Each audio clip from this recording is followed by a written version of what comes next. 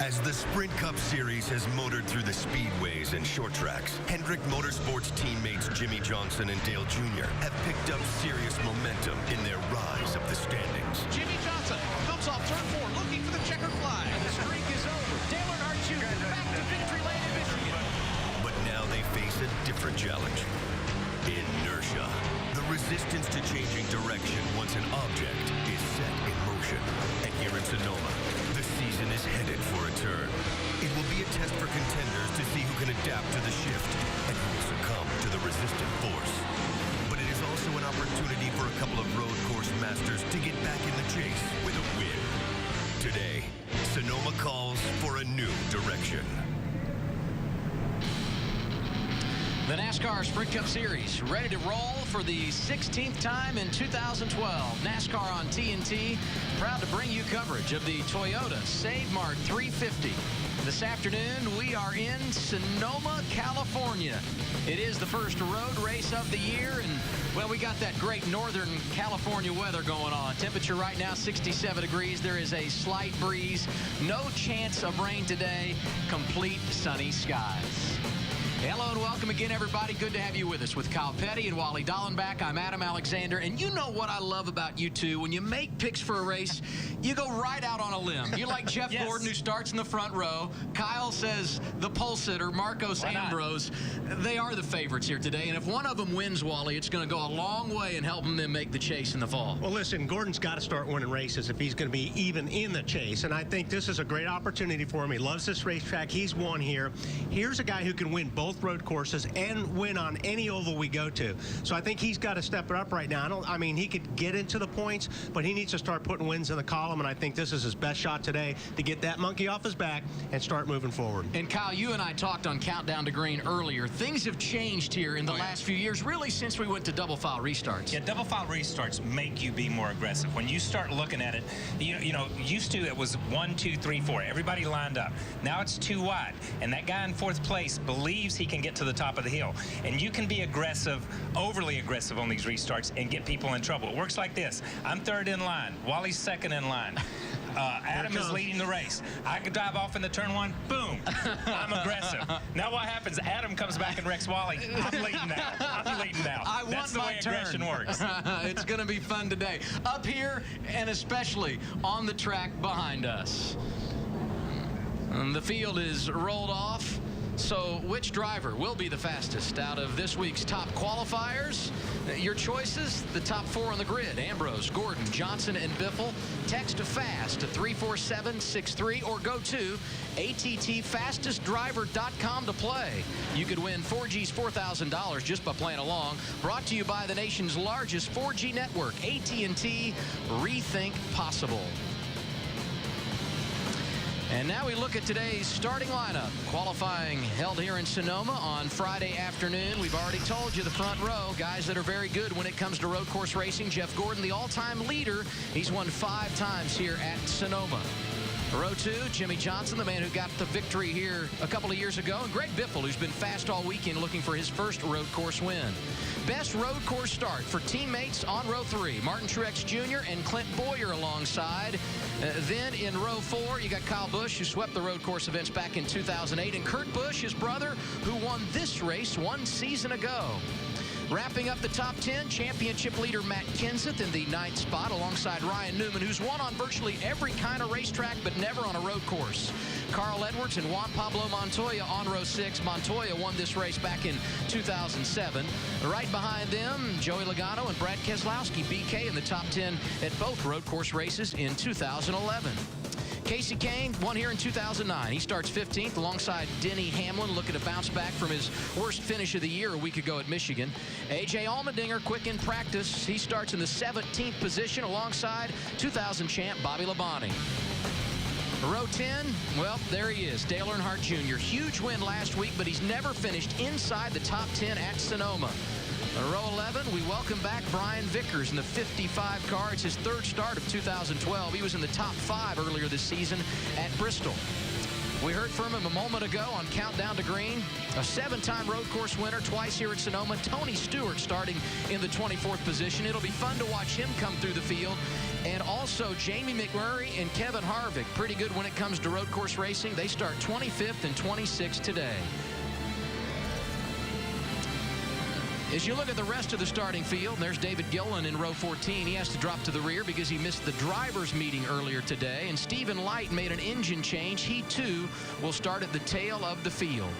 One of the themes in 2012, the strength of Michael Waltrip Racing. They got a couple of good ones starting up front today, Wally. Yeah, let's see if we can get a hold of Martin Truex.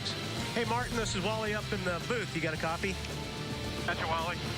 All right, man. You had a good run at Watkins Glen last year. You finished 4th. I believe you won the nationwide race in Mexico City.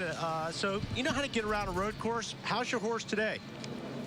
I think Napa Toyota is pretty good, to be honest, Wally. It's we've had some good runs here. This place has been kind of tough on us as far as finishes, but guys have done a good job again. Brought me an awesome race car, and it's going to be a tough race. The tires are really going off of these things, and they get real loose after 5 or 6 laps. So just have to see what today brings, but feel good about the car and good about our chances today. That really seems like the thing here these days, Martin. You really got to take care of those rear tires. I mean, but it's tough to do because you've got to be aggressive on this racetrack where you get past. How do you find that balance? It's definitely difficult. I guess I hadn't quite found it yet, so be looking forward to today. You got to be aggressive, but you got to save a little bit for the long runs too. So we'll just see what happens. We've got an awesome car, and you know, like I said, I really enjoy racing out here. So the biggest thing is just trying to go fast and not get run into. Good luck today, man. Have fun. Yeah, thanks, guys. Y'all have fun too. Thank you, Martin. We will. And joining the party here on TNT, the 4 guys that will work hard all afternoon along the pit lane. Let's get their final thoughts before we put the green flag in the air this afternoon. We start off with Marty Snyder. Good afternoon, Adam. And here's an interesting stat. When was the last time Jeff Gordon led a lap at Sonoma? How about 2006? He won the race that year, and it's been 6 years since he's led a lap here. Everybody on the pit road and in the garage area thinks that will change early in the race today. Expect to see Jeff Gordon up front, and Wally's exactly right. I just talked to Jeff minutes ago. He said, we are in win-only mode. That's our only hope to get in the chase and get into the wild card conversation. So a big day for Jeff Gordon. Can he snap a 26-race winless streak and put himself in chase contention? A lot of people down here think the answer to that is yes, Chris. Well, Marty, last year, Clint Boyer came to pit lane late for tires and ran the car from 18th up to 4th with about 20 laps to go. I spoke with crew chief Brian Petty earlier to see if that strategy was on the table, and he said, of course it is, but it's all going to be track position dependent. If late in this race, the 15 is outside of the top 10, you'll probably see it come to pit lane. If he's inside the top 10, well, then Clint is just going to have to manage those tires. Ralph? Chris, I spoke to competition director for Joe Gibbs Racing, Jimmy Maycar, and I said, do you know why you guys have those engine problems over the last couple of weeks? He said, the good news is it wasn't the same part. The bad news is it wasn't the same part, which means they're not really sure if they're going to have that issue again or not. They feel pretty confident they can get through this time, and hopefully they can change that bad luck by having a win here today. Larry Mack, they're going to start 7th.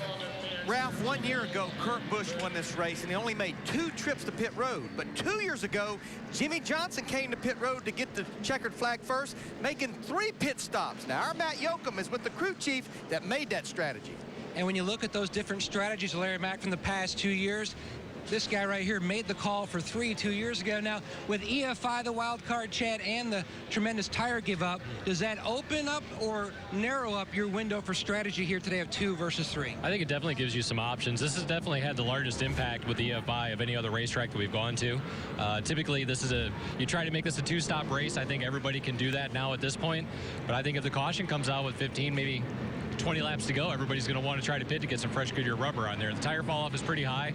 Cars aren't handling as well as what the drivers would like, and you want to be able to be aggressive at the end. So I think get some tires on it at the end is going to be pretty important. And one other big option when you start up near the front, that gives you various plans that you can try to put out on the racetrack.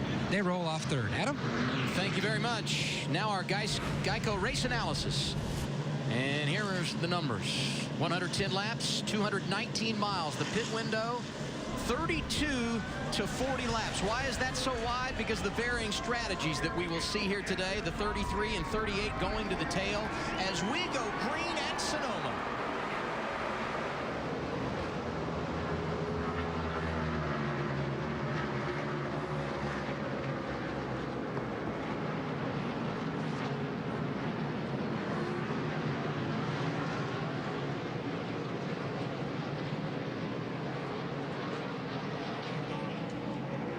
so far so good. Clean up through turn 2, and there's problems for Travis Kvapil left front. I think it's locked up. Yeah, and it looks like the whole tire's locked up. I mean, not like the wheel itself is locked up. Ambrose got a great start. He leads him down off of turn 7.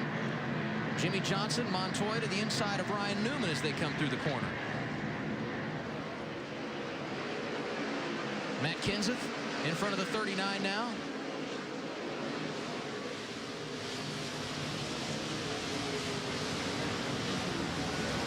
This is one of the great places on the racetrack. They come off the top of the hill and fire down through the S's, Wally. Well, right here, this right-hander, not this one right here, but this next one they're going through, this right-hander is the most important, I think, corner on the racetrack because it sets you up for 11 to where you can try to make a pass like you see Montoya down there right now. Right, a lot of other guys just doing the same thing. But that is really the key corner on the racetrack. And earlier in Countdown to Green, we heard a clip with Clint Boyer say, you can run the whole racetrack and miss turn 10, and then you got to wait the whole lap again to set yourself up for the next pass. Ambrose jumped out to that early lead. He's pulled away from Jeff Gordon. And right now things single file. Here's Brad Keselowski getting out of line, trying to make a move on Carl Edwards. And that would be for a position just outside the top 10. Joey Logano settling in right behind them. He started on the pole here 1 year ago.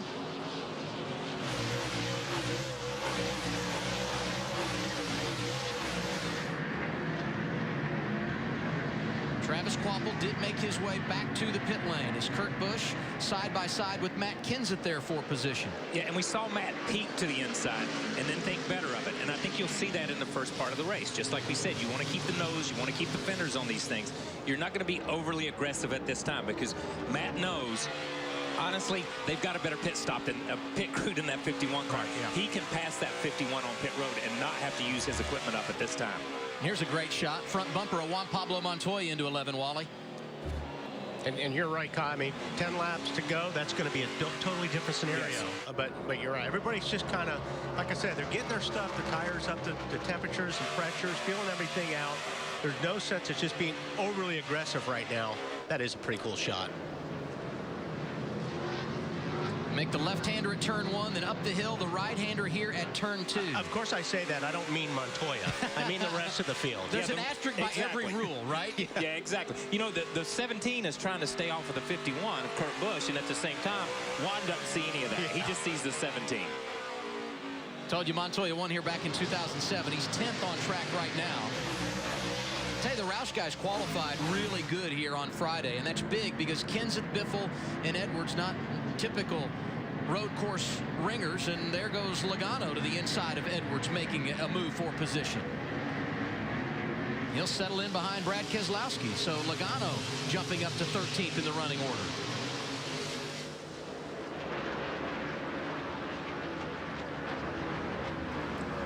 Joey's confidence has just grown and grown and grown. I go back, and we've said it here since Darlington. He's won a couple of nationwide races and won them and race to the win, not just outrun people, race to the win.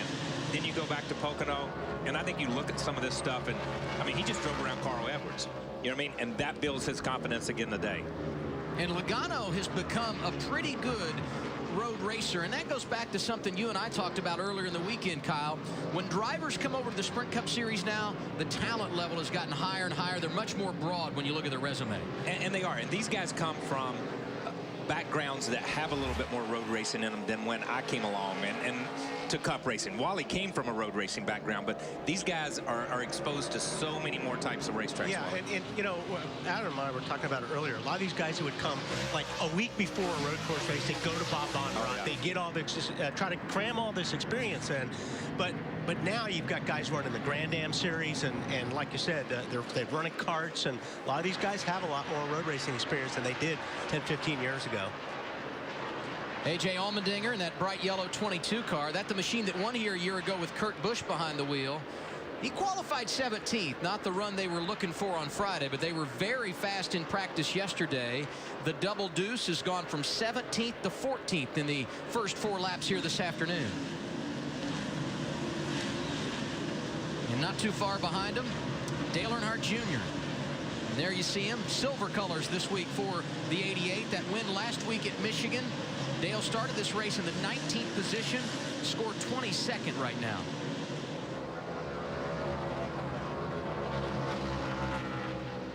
That's Regan Smith in the black 78. Inside of Jeff Burton as you see Dale Earnhardt Jr. swing through turn 1 and up the hill to turn 2.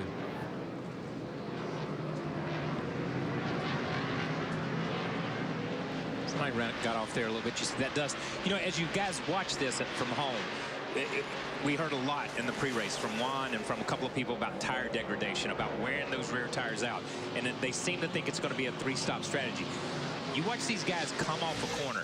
If they can come off the corner and come straight up off the corner, they're not hurting their tires as much as these guys when you see the rear end step out and these guys are drifting way to the outside. Those guys are going to have tire issues a little bit faster. There were some cars that you circled on the lineup today and said they got to move forward. 2 of them right here. The 29 of Kevin Harvick. The 1 as you ride on board here with Jamie McMurray. Both started outside the top 20. Another one in that group, Tony Stewart.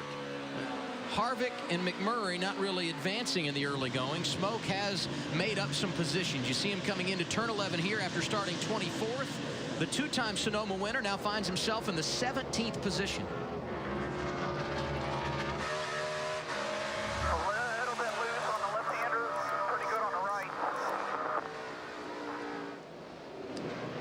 David Gilliland, who won the K&N West race here yesterday, double dipping this weekend, has advanced 10 spots after starting at the back. He missed the drivers' meeting earlier today. His career best finish coming here at Sonoma a few years ago.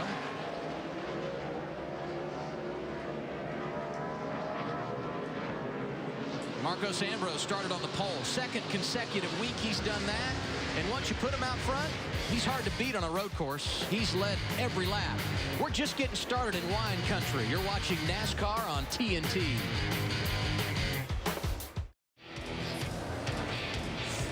The NASCAR Sprint Cup Series racing in Northern California on this Sunday afternoon. 8 laps complete in this afternoon's Toyota Save Mart 350.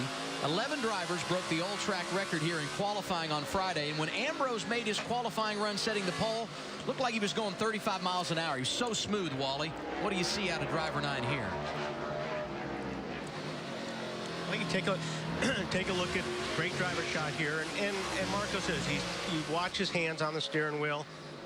Very smooth. One thing, it's pretty interesting. He runs a smaller steering wheel than some people. Like if you go to the in-car of Montoya later, he's got it looks like the steering wheel's size of a truck tire.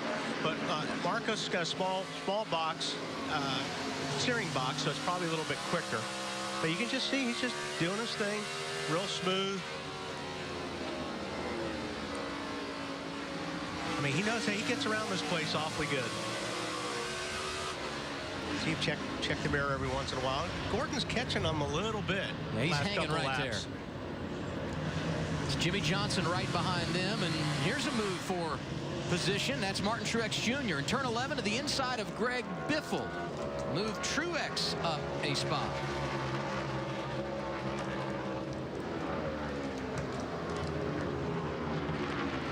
Biffle started in the 4th position. He's dropped to 6th. The Michael Waltrip teammates Clint Boyer, Martin Truex Jr. both have gotten around him. What about the Roush Fenway organization today, Larry? Well, Adam, you mentioned that they all qualified well, and I think they took so much information from Marcos Ambrose, Todd Parrott in that 9, but when I look at them right now, the only one of them that's maintaining where they started is Matt Kenseth in the 17, started 9th. He's running 9th, but Biffle, he's fallen from 4th now to 6th or 7th, and the real driver of the Roush Fenway camp that's fallen like a rock, Carl Edwards, started 11th. In the 99, he's all the way back to 19th now. Well, when you look at Carl Edwards' resume, he's really not that bad of a road course racer, but some struggles early today for the man who enters 11th in points. Carl needs a good run to keep his head above water and try to maintain good relation to the top 10 in the standings so he can make his way into the chase this fall. We joked off the top about the 2 of you picking Ambrose and Gordon. Larry picked Kyle Busch, and he's getting aggressive. Started 7th, and he opens the inside door on Greg Biffle for the 6th spot.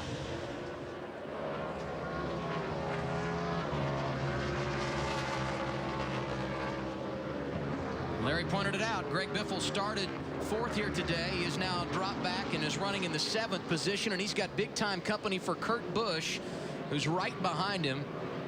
in the 8th spot. And, you know, you look at Kurt Busch, who won this race a year ago. This is a big weekend for them. The road course kind of an equalizer for that team as they try to get a victory, Wally.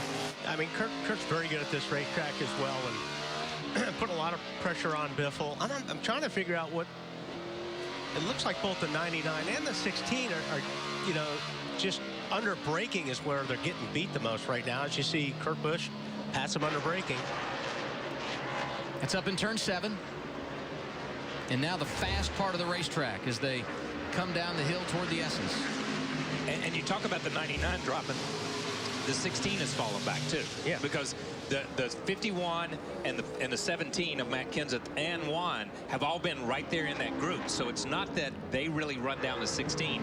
The 16 came back to them. Ryan Newman here just outside the top 10. He's currently in the 11th position. Here comes another one to go around Greg Biffle. That's his teammate, Matt Kenseth. Started 9th. That's where he was running until now as he slides inside and makes the pass off turn 11. And Montoya hunting behind as well for a spot.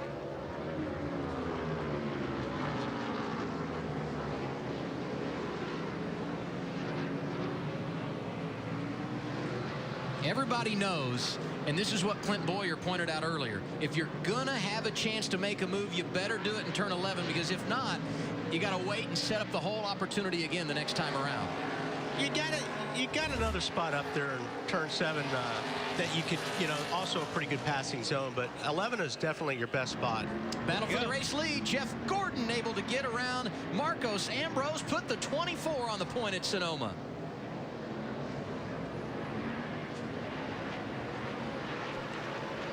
He must have set that up in turn 7. Yeah, but I'm color me gone here in that 24 car. The best thing, compare it to basketball. If you can make the other team play your game, then you can stay in the game. And I think Marcos, if he could keep Jeff behind him, he could make Jeff play Marcus's game. Run my pace, run my deal. But once Jeff gets out front, Jeff is going to be strong because he has been on him from the time the race started. There they were off of 4 down to turn 7, Wally. Yeah, like I said, and he locked his right front up, and that's really opened the door up for Jeff. But that's another good passing zone. We've seen a lot more of that the last couple of years. Here's another look at it. Boy, he locked that up a long time. And that's where you start getting into a serious flat spot on a tire when you lock it up for that long a period of time. Jeff Gordon's got an amazing resume on road courses. 9 wins, 5 of them coming here at Sonoma. He started on the pole 5 times here. These are the first laps he's led at this road course since 2006, and Ambrose has more company. Yeah, he's going to have to start dialing some brake to the rear on that thing, or he's not going to have a right front left. That's Jimmy Johnson lined up behind him, and Clint Boyer knocking at the door. I'll tell you, Boyer's been good all weekend, Kyle. You and I pointed that out on Friday. It's like I didn't even know there were twisty roads in Kansas. I thought everything was straight in Kansas, but somewhere he learned to drive on a twisty road. The 9 is dropped back to the runner-up position, Marty. Yeah, he's dropping back, and he just radioed to the crew, it's going away. Todd Parrott said, hang on to it as best you can. The one thing Todd Parrott told me this morning he was worried about, long runs. He said, we intended to do one at the beginning of happy hour yesterday. Never really did that, so they were a little worried about how the 9 car would be on old tires. I think we're getting our answer right now. Jeff Gordon, fastest in all 3 practice sessions this weekend at Sonoma. He doesn't care about practice. He cares about the race. Right now, the 4-time champion on point at Sonoma with 13 laps complete.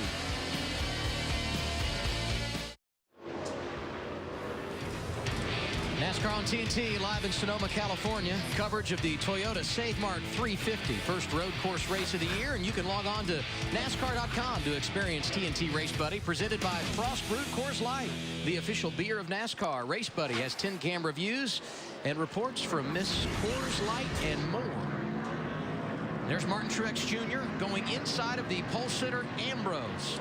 Put Truex in 4th. Ambrose now back to 5th in the running order. And it's like in that corner, approaching turn 7, Ambrose has locked that right front so many times, he's just tentative to even get into that corner right now. Just outside the top 10, the man who is on the move, Tony Stewart, a two-time winner here. After starting in the 24th position today, Smoke has worked his way to 13th in the running order, Matt. Positive gains for the 14 car. It began on lap 1, going into turn 11. He passed 4 cars, and as you documented, Adam, he has climbed all the way to 13th. This race, the tone is starting to settle in. Exactly what Tony Stewart told me before the race. He hoped he would see a long green flag run where possibly the first round of pit stops would be under green. That way he could take his time, be patient, and pick them off one by one. Matt talking about this first cycle of pit stops being under green, depending on your strategy. And in our pre-race analysis, we had the pit window anywhere from 32 to 40 laps. We could be closing on halfway as far as the pits under green are concerned. And here you see Jimmy Johnson. He's looking good early. He jumps around the 15 of Clint Boyer. So you got Hendrick cars running 1-2. Jeff Gordon in the lead. Johnson now up to second. You might have that wrong. What did I say? Johnson now up to second. Why? Isn't he running second? Yeah, but he was already running second. Oh, he didn't get. He just got by him. Okay.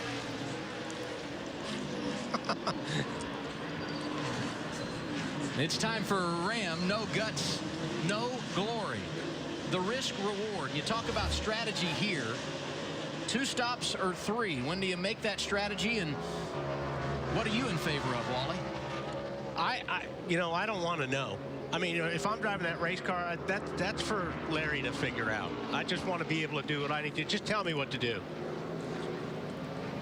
Larry, what are you thinking on the pit box, crew chief? Well, we're 17 laps into this race, and if you indeed have made the commitment to do it on 3 stops, and you want to make sure that you get equal number of laps in each run, that pit window is going to open somewhere around lap 25 or 26. That way you're running about 26 to 28 laps on each run. Now, you may go a little longer in the beginning. That way you have fresher tires for a shorter run at the end. But I think if you're going to do 3 stops, within the next 8 to 10 laps, that pit window will open. Some of these guys may go to that 3 stop the way their cars are handled. Yeah, exactly. Yeah. And you know, when do you make that call on? I know everybody's discussed 2 or 3, but when do you make that call?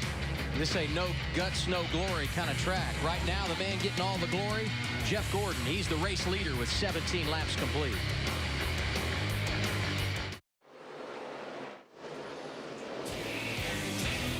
The Sprint Cup Series rolling through wine country. Nothing like a Sunday afternoon in Sonoma, California. Jeff Gordon is the race leader with 19 of 110 laps complete. Change for the runner-up position. The new man trying to run down Gordon would be Clint Boyer. While we were away, he went around Jimmy Johnson for 2nd place on track, and he's pulled away from the 48 car. Martin Truex Jr., Kurt Busch complete the top 5.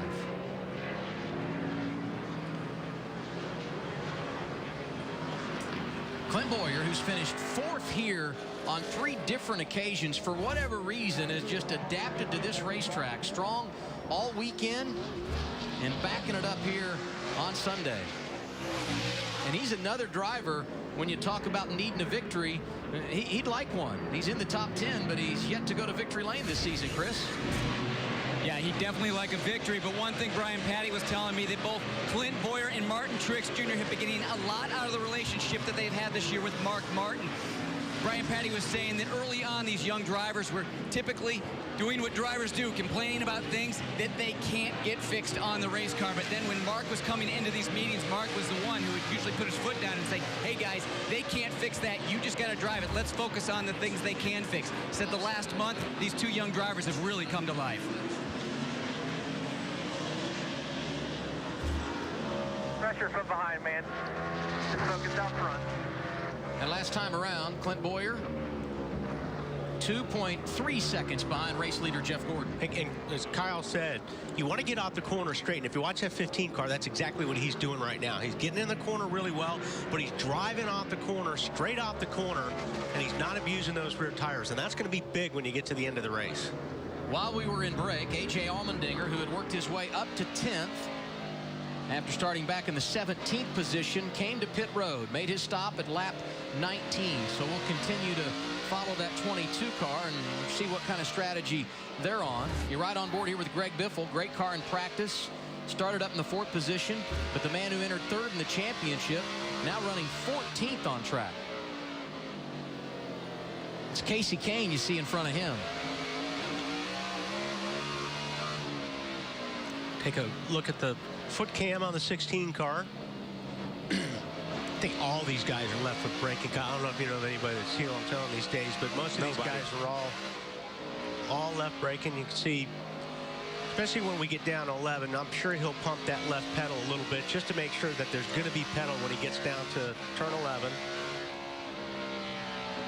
Kind of floated through 10 here. You get hard on the gas and tap that brake a little bit just to make sure the pads are there against the rotor. And that's just a driver thing, just to tap it. That toe is connected straight to your mind saying, okay, I got a pedal, I got pedal. Because we've all gone there when there wasn't a pedal at one time or another. Exactly.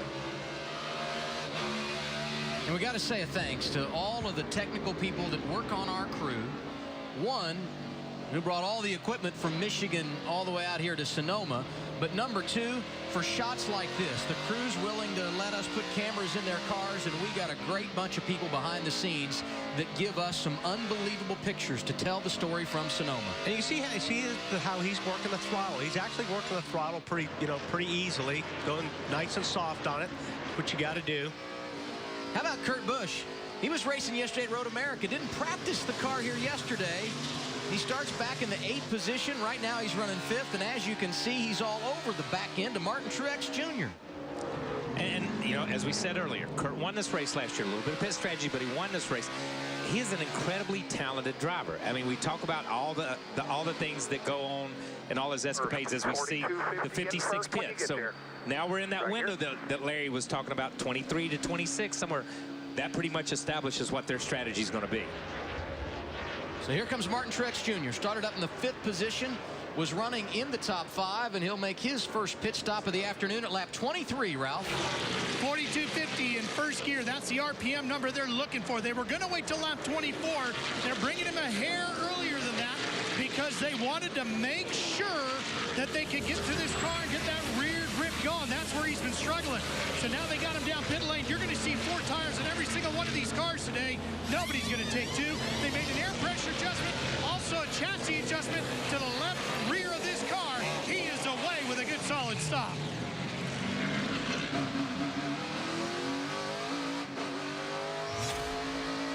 Oh, you pretty much have made your bed. You have. And now you guys stick with it. And Larry could probably speak to this, and we've all, from a crew chief side, once you make that commitment, you have to stay with that commitment. You know, this is not a thing where you can change strategy in the middle of the race. Yeah. You've already pitted, you've lost all that track position, you've already gone that route. You just about have to ride it out from here. Here you see Juan Pablo Montoya on track. He's running 8th right now, Marty. Yeah, Adam, he's made some forward progress today, but a very interesting development inside the car for Juan Pablo Montoya. His tachometer is not working. They actually have a reset button for all the gauges. He's hit that several times. Nothing is on the tachometer. It's not registering anything. So I just have to wonder from Wally, the shifting points coming down pit road, all those things. But first I want to hear from Larry Mack exactly what can a crew chief do to help out with that. They've told him to use his oil pressure gauge, Larry Mack, coming down pit road to see if that'll help him gauge what pit road speed should be.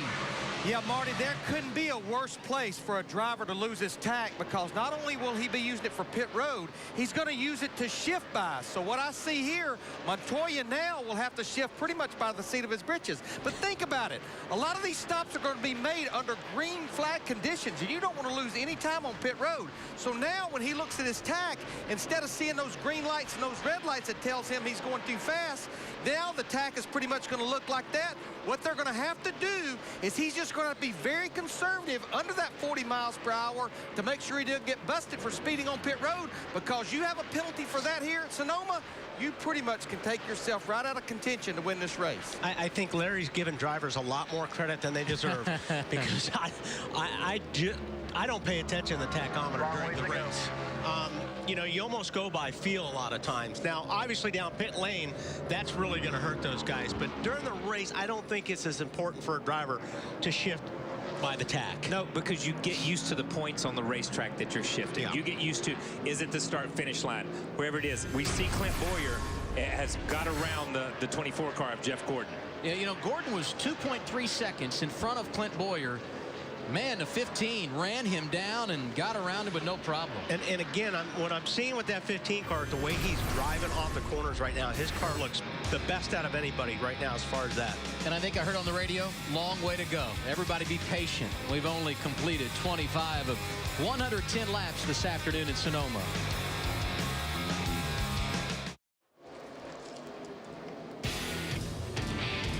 Welcome back to NASCAR on TNT's live coverage of today's Toyota Save Mart 350 in Sonoma, California. The race leader is Clint Boyer.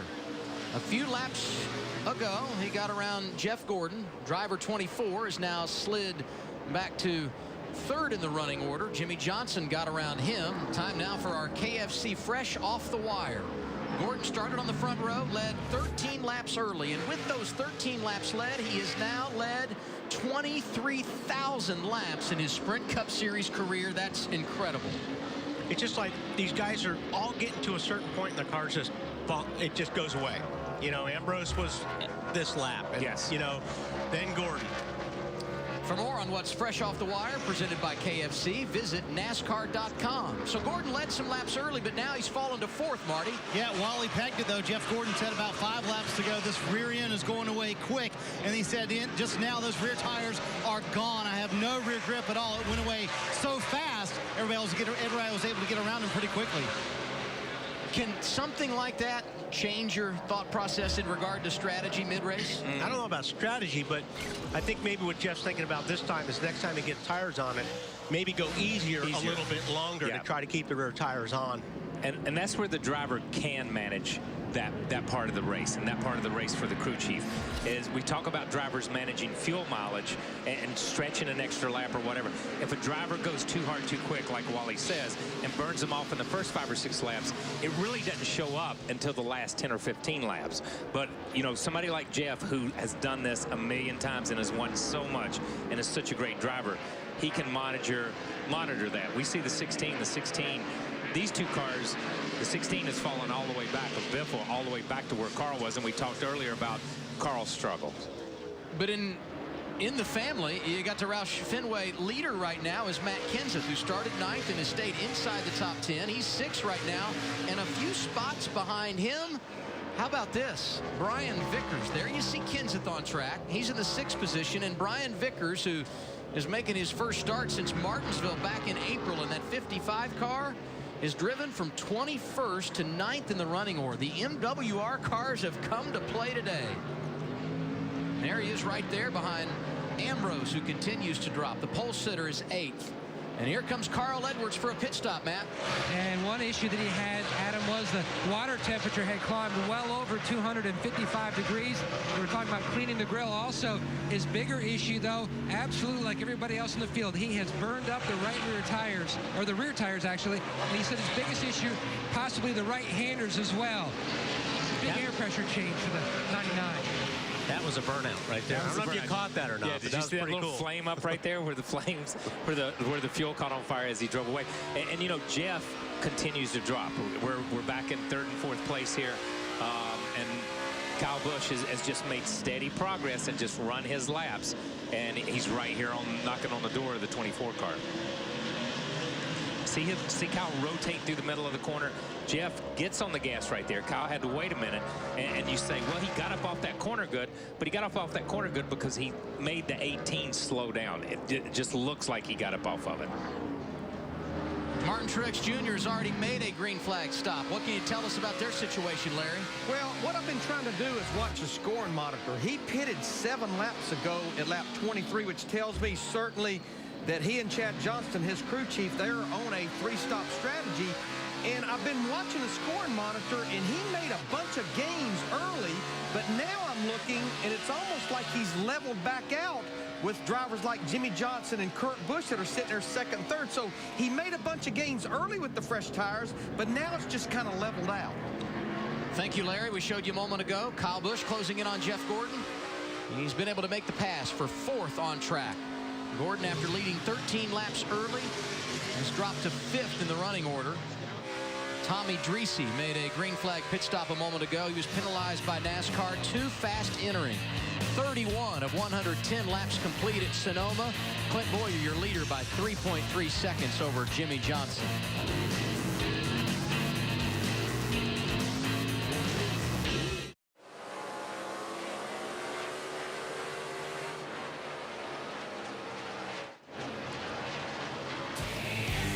NASCAR on TNT back in Sonoma. Now let's take an inside look in the NASCAR Sprint Cup Series, brought to you by the NASCAR Sprint Cup mobile app and truly unlimited data on the Sprint network.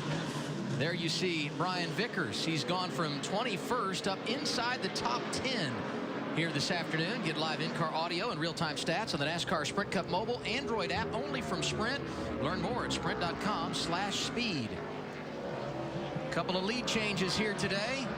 And now we're starting to see the cycle of green flag pit stops begin. Let's go to Marty Snyder. Very interesting for Juan Montoya. We'll remind you he has no tachometer, so what they decided to do was base pit road speed off the oil pressure. They got that data from when he was in practice earlier this week. They knew the oil pressure was 20 PSI. That's all Montoya has for pit road speed. 4 tires, air pressure, trying to get that car to tighten up, Matt.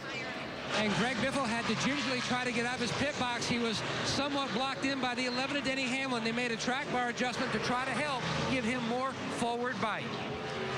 So Kenseth and Ambrose also making pit stops here. If the 42 gets busted, I better be coming in. Because he had guys to go out with. And I was getting ready to say the same thing. When he popped out there and he saw that 17, he rode right there. That was very smart thinking by Juan to find that car and just try to maintain, because he knows he had no tack. Here comes the race leader, Chris. Yeah, and I think he's got the strongest car out there today by what I'm seeing. It come off turn 11, but also listening to Clint Boyer on the radio. He is hooting and hollering in there, having a ball. No changes on this car, just 4 tires and fuel. Matt?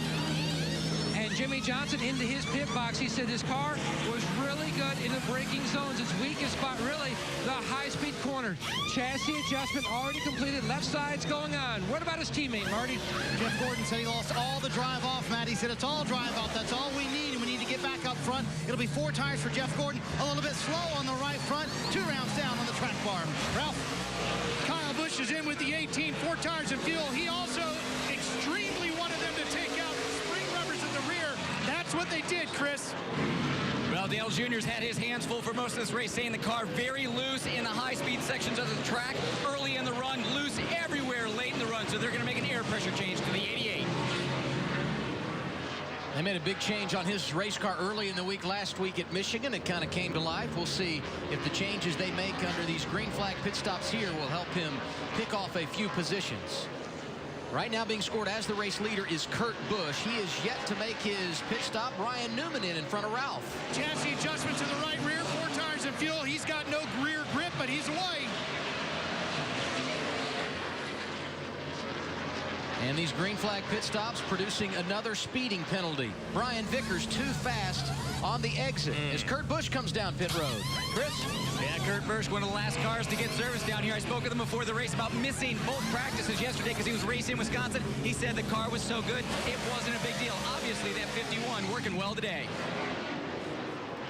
We talked here on Friday about how mental this racetrack is. Brian Vickers, not a lot of track time this year, caught speeding on pit road. And that's got a lot to do with it. You know, you get in that rhythm, you get in that the nuances of what it takes to be a Cup driver and drive Cup races. And there's little things. It's not just about hitting your marks on the racetrack. It's about hitting your marks everywhere.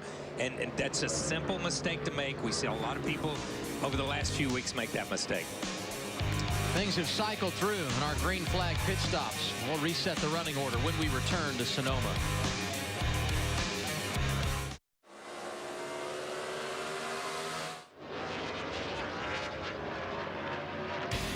The Toyota Save Mart 350 on TNT is brought to you by Toyota Care, caring for you and your car. And brought to you in part by Geico. 15 minutes could save you 15% or more on car insurance. Visit geico.com for a free rate quote. By KFC, come in today and taste why fresh is better. And by Sprint, avoid a data dilemma with truly unlimited data. Go to sprint.com/speed. TNT tonight. There are many ways out, but only one way to win. Don't miss TNT's all-new competition series, The Great Escape, starting tonight, 10/9 Central, only on TNT. 37 of 110 laps complete here in Sonoma. The new race leader, Martin Truex Jr. He's in front of his teammate, Clint Bowyer. But Truex pitted 11 laps earlier. Some of these strategies starting to unfold, Larry. Well, when I look at the majority of our drivers that started making green flag pit stops like after Carl Edwards did at lap 29, starting with Brad Keselowski, Bobby Labonte at lap 31, it appears to me that these drivers right now, which like Chad Knaus told Matt Yoakum before the green flag, they could change his strategy. I think they all can make it on one more stop, pitting somewhere around lap 70. But Martin Truex Jr. and Chad Johnston in that 56 car, they look like they're committed to the three-stop strategy. They pitted there on lap 23. Their next stop should be around lap 52, with the final pit stop coming about lap 80. But the good news is they're getting advantage of the fresh tires. But as I pointed out earlier, guys, it just looks like to me it's only an advantage for a few laps. Yeah, but Larry, you only need it for a few laps. And just so people at home watching, how many cars are on this three-stop strategy that you followed through the first part of the race? The 56 of Truex was really the only front runner that really made that commitment early on. How many other cars did you write down? Well, I've got A.J. Allmendinger, who pitted at lap 19, which is way early. That means he's going to have to go a lot further than Martin Truex Jr. The one that's kind of borderline pitting at lap 29 is going to be Carl Edwards in that 99. If they can run somewhere north of 40 laps, they could still do it on two stops. Let's listen in to the strategy being talked in the 56 camp pre-race. It's inside tracks. They either need to make this 10 laps longer or 10 laps shorter, then it doesn't matter. We'll adjust that based on our mileage. We just want to come as early as we can. I just looked as early as I could, and I split it up into segments so I keep the freshest tires on it I can.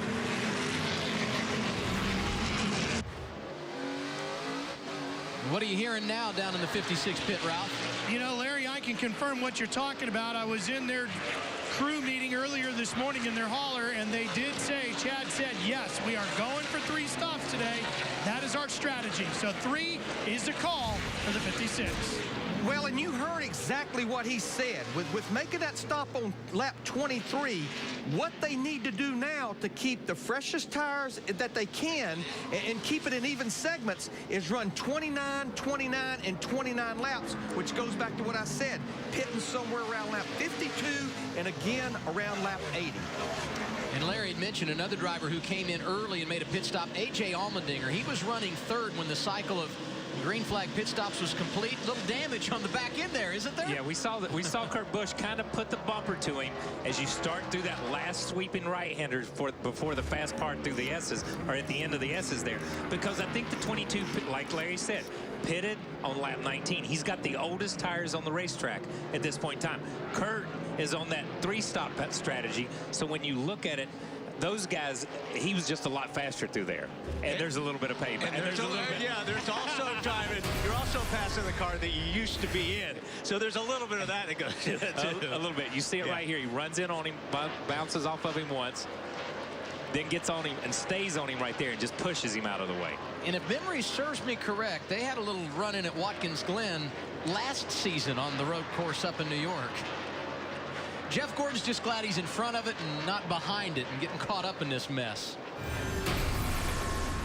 You got to give a call to both drivers, though. I mean, you got Kurt Busch, who started 8th. As we told you earlier, didn't practice the car yesterday, running the Nationwide Series up at Road America. He's right now in the 6th position. And A.J. Allmendinger didn't qualify great, 17th, but some nice strategy, and they put themselves inside the top 10. And it's Josh Wise off course over in turn 10. Really good job of keeping that thing off the wall and getting that thing back on the racetrack and not in front of anybody or messing anything up. Here's Joey Logano driving inside of the pole sitter, Marcos Ambrose, and Casey Kane there as well. That's the battle for 10th. Logano now 10th, Ambrose 11th. Marcus's car is just totally goes away after about 10 or 15 laps. And you know, he dropped 6 or 7 positions right there at the first time, then drops it another 5 or 6 on the next set of tires. Oh, man. Man, he just missed that corner completely. He was carrying some speed through there. Really good job right there. One of the things we talked about the other day, Kyle, 11 turns, 11 opportunities to make a mistake. This is a tough place for drivers to get around. No issues right now for Truex and Boyer. They've led a bunch of laps, and they're running 1-2 with 41 laps complete.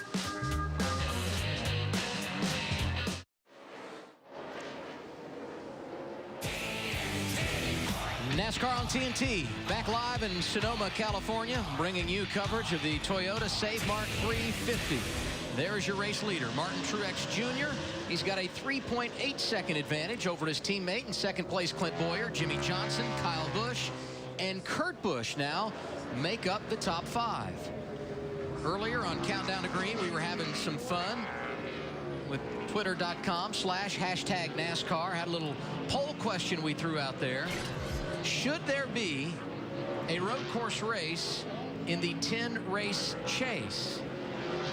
I'd love to know what you think. You can tweet your answers, #RoadYes or #RoadNo. And if you want to be a part of the conversation, as always, you can join us, twitter.com/#NASCAR.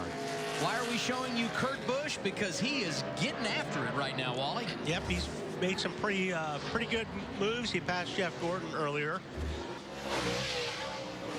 And he's one of the fastest cars on the track. He's got 9 seconds behind the leader, but here's the pass on Gordon. He's just all over him. Sets him up for turn 7. I just think, and Gordon just backed out of it a little bit earlier. He's just like, once you look in the mirror and you see somebody coming that fast and he's all over the back of you, it's going to happen. So Gordon's won here 5 times. He understands the patience part of this process. 51 looks awfully good on track right now, Chris. Yeah, Adam, and I talked to Kurt earlier, and he said, come into this smaller organization. He's obviously bringing a wealth of knowledge, and he said one of the toughest things we've been doing this year is as we work through a testing or a practice plan, maybe trying to try 5 different things, and when we get to the end of that, maybe it was the second thing that worked best. Trying to go back to that second thing just hasn't worked well. So this weekend he said, I'm going to try something different. On Friday, he found a setup that he liked, and he said, hey guys, that's what we're sticking with. It. Do not touch the car. When he went to Wisconsin, he said, the only thing you guys can do is wipe the car off. I want it just nice and clean and exactly where I left it on Friday when I get back. Now, Kurt Busch hasn't smelled the front in a while. Last top 5 for him when he won at Dover last September. And it's been a while for Jeff Gordon as well, Marty.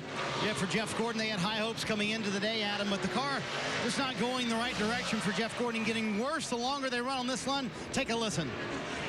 Yeah, the back is just terrible. I mean, well, all we've done is hurt the front. The back is really bad, and the front is just not turning up.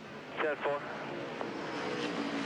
Jeff Gordon continuing to try and get his race car dialed in. The good news for him, he's still within shouting distance of the leaders, running in the 6th position. He started on the front row today with Ambrose, and the pole sitter now finds himself back in the 13th position. So that 9 team fighting their race car as we close in on halfway here at Sonoma.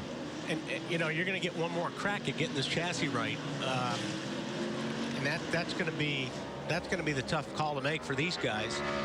You know, they're trying to fix the back. They didn't fix the back and they hurt the front. That's the absolute worst direction you want to go in. And not only when you don't fix the back of the car, or you make an adjustment and it doesn't fix and it does hurt the front, then the back going away on its own kills the front too. Yeah. You know what I mean? Because then you're asking those 2 tires to do everything, to carry the whole car, to point the car in the right direction. It can't hook the car up when you go to the accelerator, obviously, but you're asking the front tires to put the car in position more because you can't go to the throttle and use that as a driving tool. So now you got to go back on your change to get the front back to where it was, and then you still got to figure out, okay, now what are we going to do to get the back to hook up? Casey Kane riding on board here. He's 10th right now, Matt. One of 3 Hendrick cars, Adam, in the top 10, and his comments to his team mirrored that of his teammate Jeff Gordon. One of his bigger issues, though, is being too tight up the hill. They made a wedge adjustment. It has helped the race car, but Kenny Francis told him, you need to start saving me some fuel. At this point, we are 3 laps short of making it on 1 more stop. Thank you, Matt.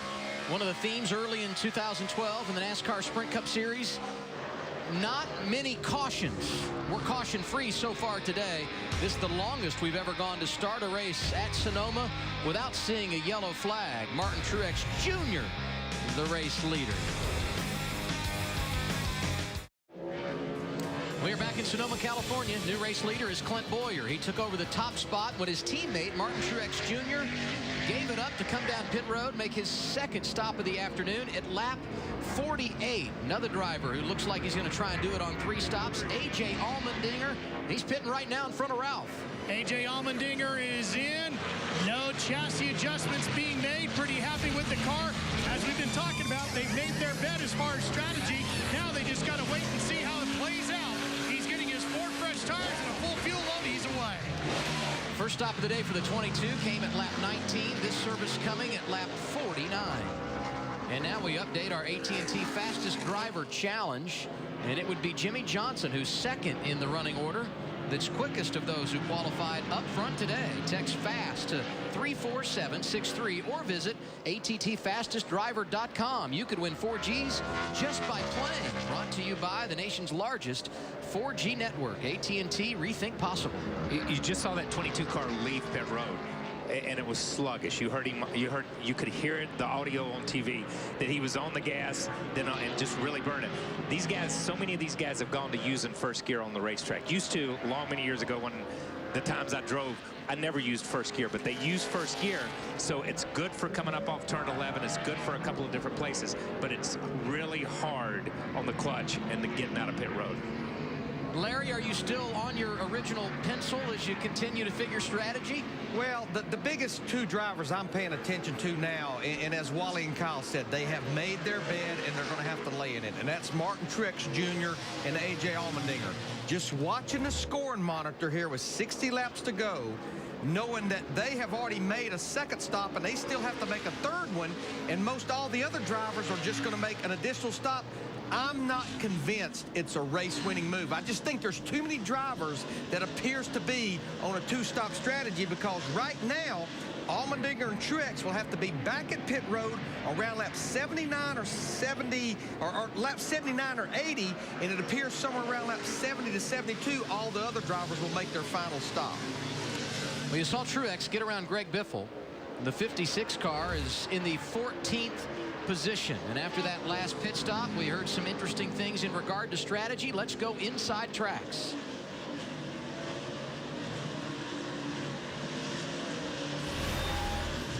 Like short pitting this next one, then whenever you get to 74, we all pit together, because everybody's going to be pitting around there. Like, the problem is you'll be behind, you'll be like 10th, you know, in 2 stops to get to the same point with no cautions or no nothing. That's the only thing I'm worried about. You know, what is it going to be advantageous? The longer you wait, the longer you're not taking advantage of your tires, so. All right, I love the conversation there, because I think the only way this strategy works, they're going to have a caution, because, guys, every driver has to make one more pit stop, and right now, Martin Truex Jr. is 33 seconds behind leader Clint Boyer. And no sign of a caution. We're 4 laps from halfway, and we've not had a caution flag yet. And I'll tell you what, this is one of the great perspectives that we have. Yeah, it's a great shot looking down on Martin. See him working the wheel, going down through the S's, coming up here on turn 10.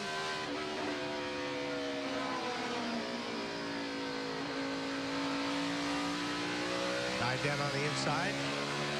Trying to get Carl under braking.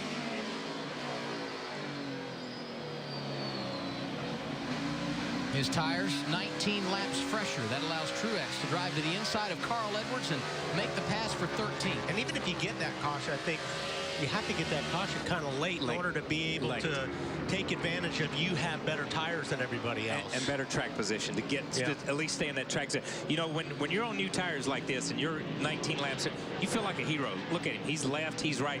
But the worst thing that happens to you is you run up on guys who have old tires, and you have to run through this area at their pace. So when you should be using the good of your tires and could take advantage of it, you can't take advantage of it. Truex in traffic. His teammate Clint Boyer driving away. 52 laps complete in the 15 in front of Jimmy Johnson by 4.5 seconds.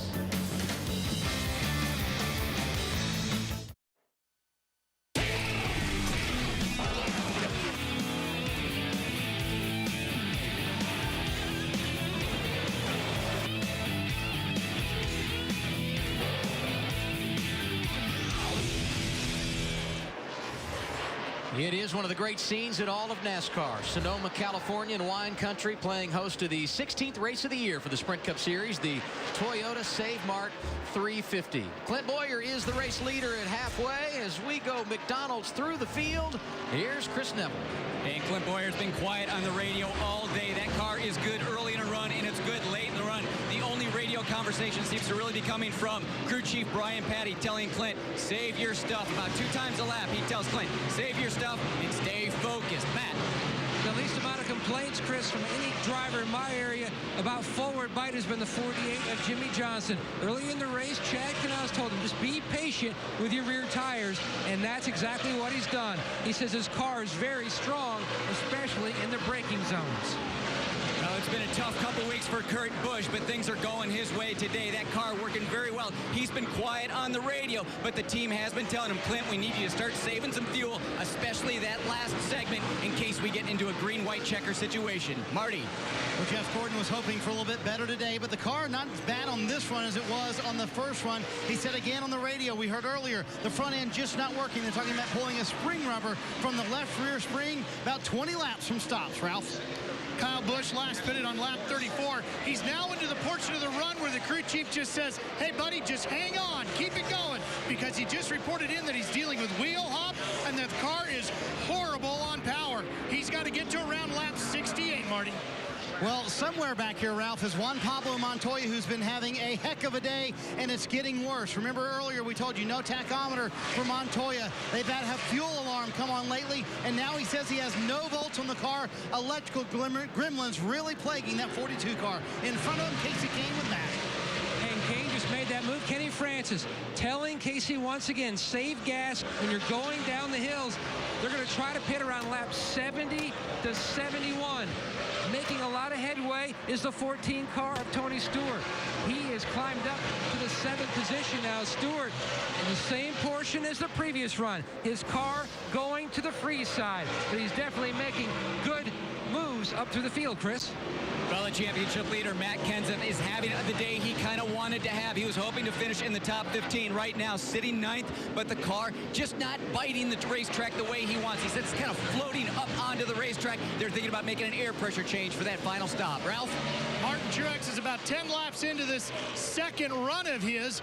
Now is when he's got to be easy on the car. He's got good tires, fresh tires. He's making his way through the field, Larry. He's just got to be easy so he has something left when he gets to the later stages of the run. Yeah, Ralph, the driver I'm watching is Kevin Harvick. Right now, he's the highest running driver for Richard Childress Racing. Started back in the 26th position, running 12th right now. He should be one of the drivers that should make that stop around lap 70. Just been hunting speed all weekend long. We've got a special group of kids here cheering for Kevin Harvick, a group of children from the Boys and Girls Club of America. Kevin has a program that helps these students have hope and stay focused despite any social or economical situations. Thank you, Larry. And right behind Kevin Harvick on track would be Brian Vickers. He was running inside the top 10, got caught speeding on pit road. He's rallied back up, running in the 13th position. It's his teammate who has the field in tow right now. That would be Clint Boyer. His advantage over second place Jimmy Johnson, 4.6 seconds. Kurt Busch, Jeff Gordon, and Kyle Busch join him inside the top 5 at Sonoma.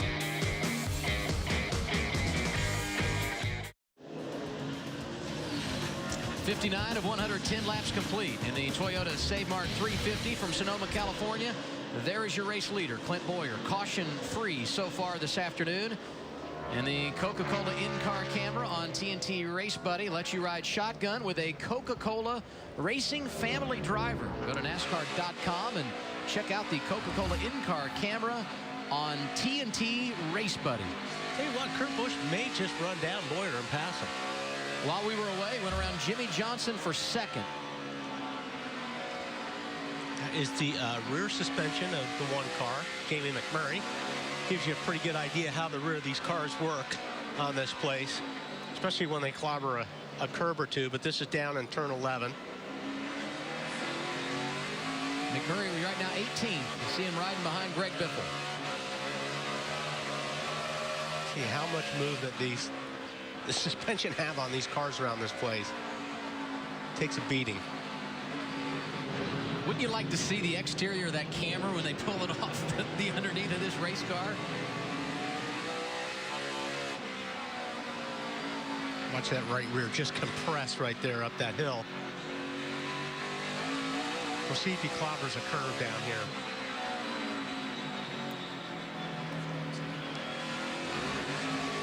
Yep. I don't know how the spring stays in the bucket. Yeah. You know, you watch the pinion angle there. That's the drive shaft on the right, the white thing, and that's the gear that is the big orange thing almost just to the right of the center of the shot. It's amazing how much the rear end moves up and down, and the pinion angle, and how tough that is when he goes back to the gas, how hard it is on the yoke.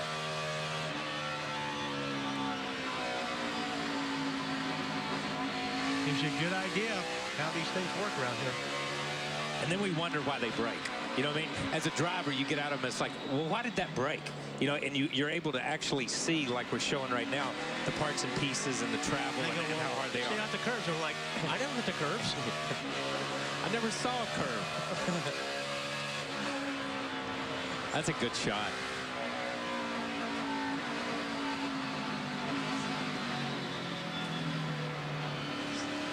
As you ride with Jamie McMurray here, David Gilliland made a pit stop. He was penalized too fast exiting a moment ago.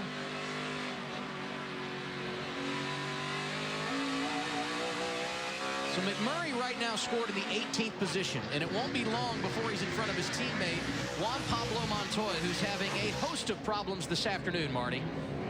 Yeah, Adam, about 15 minutes ago, he said, boys, we're in trouble. And I'll say they're in a heap of trouble in terms of all the electrical issues. They're going to come to pit road here pretty quick. But what they're going to change is the relay inside the car. That's what's causing all the electrical problems. The no tachometer he's had all day long. The fuel warning light that's been coming on all afternoon long. They're going to pit right now, Larry Mack. That's not a quick fix, is it? No, it isn't, Marty, because here's the relay box. Now, I talked earlier about the electronic fuel injection. This right here, the red box, is the brains of the electronic fuel injection. It's called the ECU box. It's what controls the entire system. But what controls a lot of the electrical current to the ECU and to the fuel pumps is a relay box. And just think about it as like a fuse box in your home. And you have these little breakers right here, these little circuit breakers. It's going to be simple to change because all they have to do is undo this one connector and change the box out. But just think about it, Adam. They don't have the luxury of lifting the body off that 42 car like I do. Yeah, they don't have a cutaway car. Their machine is full bodied. Yeah, but why take the box out? Just unhook it and hook a new box in and duct tape it on there. I mean, that would be a lot faster than taking the box out. Yeah, it seems to be. You see the guy inside the car right here. He's replaced the box, and you see one reach over. He's asking him. Thumbs up. So I mean, thumbs up is a good sign. Yeah, that's pretty fast. Go ahead, Marty. And that was Will Grant, the engine specialist, who hopped in the right side window. I would say that's about a world record for changing out a relay box on pit road. Nice job by these guys. Actually, Chris Eroy, the crew chief, high-fived a bunch of guys and clapped when they left pit road. I think they're finally happy to have a full electrical system. We'll see if it pays off here late in the race for Juan Pablo. The pit stop double what it would normally take to get service. 25 seconds, incredible for what they just did. Anything speed, maybe, on pit lane. That's pretty impressive. Hopefully his tack will come back and some of that stuff. The tack was the first telltale sign that he was having electrical problems. The lead for Clint Boyer, 5 seconds over second place Kurt Busch, Jimmy Johnson, Jeff Gordon, Kyle Busch, the top 5 at Sonoma.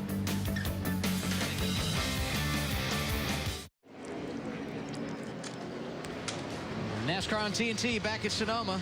Let's go inside the NASCAR Sprint Cup Series. Brought to you by the NASCAR Sprint Cup mobile app and truly unlimited data on the Sprint network. Most laps led today. That would be Clint Boyer. 27 circuits he's been out front this afternoon. Get live in-car audio and real-time stats on the NASCAR Sprint Cup mobile Android app only from Sprint. Learn more at sprint.com/speed. Top speed today, Jeff Gordon, 148 miles per hour. And Gordon right now in the 4th position. And after dropping back early, he had led some laps, faded. Gordon's starting to rally a little bit now. When did he pit? What lap? Last pitted at lap 34. Yeah, because he's running good lap times right now. In fact, if you look at that group inside the top 10, they're all in that same strategy, pitted around 34, 35, somewhere in that neighborhood, with the exception of Martin Truex Jr., who is 6th right now, and he's already pitted twice. His last stop at lap 48. All these guys, and you're right, Jeff is pitted, and whatever that adjustment was, it helped some. You know, he was still complaining about no rear grip, front going away, but he has run down the 48. He's come back up to there. He's running some really solid lap times. But when you look at the lap tracker, Kyle Busch has just gone, or Kurt Busch has just gone to another place. Yeah. I mean, he has driven past these two cars a little bit earlier, and he has just gone to another place. He is a good, consistently 3 or 4 tenths faster per lap. Now, he's a pretty good ways behind the 15 car of Clint Bowyer, but he has put this car right in the thick of things from pit strategy and pit stop wise. And you saw there via twitter.com/#NASCAR from the 24 camp, Alan Gustafson, the crew chief for Jeff Gordon, trying to motivate his driver. Here's Gordon pulling out a line to the inside of Jimmy Johnson. This would be for 3rd, no problem, completing the pass down in turn 11. But as Kyle pointed out, Gordon and Johnson 4 seconds behind Kurt Busch, who's in the runner-up position.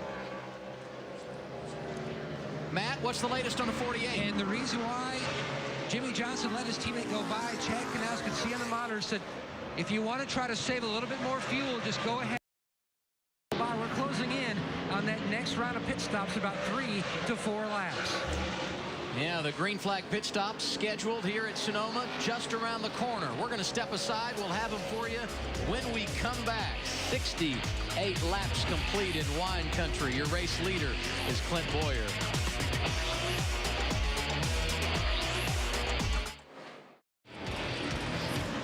.69 laps complete in the Toyota Save Mart 350 in Sonoma, California. There is your race leader, Clint Bowyer. His advantage over 2nd place Kurt Busch, 2.7 seconds. The last time Clint pitted, lap 34. His teammate, Mart Truex Jr., who's 6th on a different strategy. Let's go inside tracks. So how's our strategy working with a 3-stop versus a 2-stop? We'll probably pit about the same time that the rest of these guys do. We will. So we'll make our last stop at the same time that they would. Like they're already saving fuel right now. They're getting ready to stop again. We'll stop closer with them so we don't lose as many spots, and we'll be able to go. We're going to be about 13 gallons, and they really want it packed. So stay in as long as you can with the first one, so that when you come back with a second, that's the one that's packed. What do you make of that, Larry? Well, what they got to make sure they don't do is stay out there too long, and all the leaders make a green flag pit stop, and then a caution comes out and burns them. Chris Neville. Well, Matt Kenseth just was in, did 4 tire change, quarter pound of air out of both rear tires. Marty.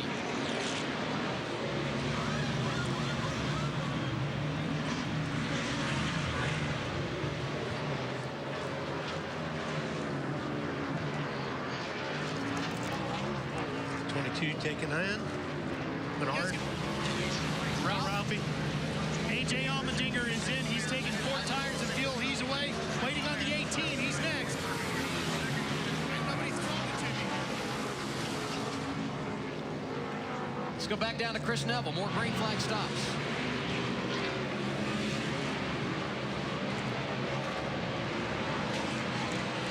What's happening in front of you, Matt? The 48 of Johnson is in. Right side's already on. And Chad Canals told him, just back up your throttle on entry to help save some fuel, but you can pick up your points on the throttle anywhere you want, Ralph. Kyle Busch was asked if he wanted a chassis adjustment. He said, no, sir. Just air pressure. Just air pressure for the 18. That's it. 51 is in as well. Well, Kurt Busch will be coming in this lap. That car is going to be coming in and trying to clean the grill because Busch says the car is very good. However, his water temp running about 280 degrees. And with Clint Bowyer making his pit stop, Kurt Busch has cycled through as the race leader. This is exactly what happened in the cycle of pit stops when all these guys came down earlier, anywhere from lap 33 to 35. And if Busch can get a good pit stop out of this deal, looks like the 24 may have run out of fuel. Gordon 2nd right now, but slowed down the back straight there, Marty. Yeah, he's out of fuel. He didn't get the signal to come to pit road, and now he can't get to pit road. Look at all the traffic Jeff Gordon's trying to get through. Finally gets his way to pit road. What a heartbreak for these guys. The car had finally gotten where he had wanted to, but Jeff Gordon completely out of fuel, Adam. And this tough for Casey Kane, too, because Kane has to slow his speed behind Gordon here. Yes, he has to slow down. No matter what Jeff's running, he's got to slow down and stay off of Jeff at that point in time. Jeff slowed down that entry, and you can make time on that entry. So that really hurt Casey as far as getting into the pits and getting to the cone. Kane's in, Matt. What an impressive day they have had, pretty much running top 10 most of the day. They are waiting on fuel. Kenny Francis says, wait on me to make sure we have a fully loaded. Tony Stewart pitted as well. Both Hendrick engines, they are away. Jeff Gordon crawls to pit road. Matt, he limps into his pit stall, completely out of fuel. The car not fired at all. They'll do the 4-tire change. They'll have to try and get it cranked here. There it does crank for Jeff Gordon, so he will be able to leave pit road. But obviously, they lost a ton of time waiting on Alan Gustafson here to make sure the tank is completely full for Jeff Gordon, who leaves pit road. Well, you're right, Marty. They lost a ton of time on that deal. I thought this was going to be the place to get his monkey off the back. Doesn't look like it's still there.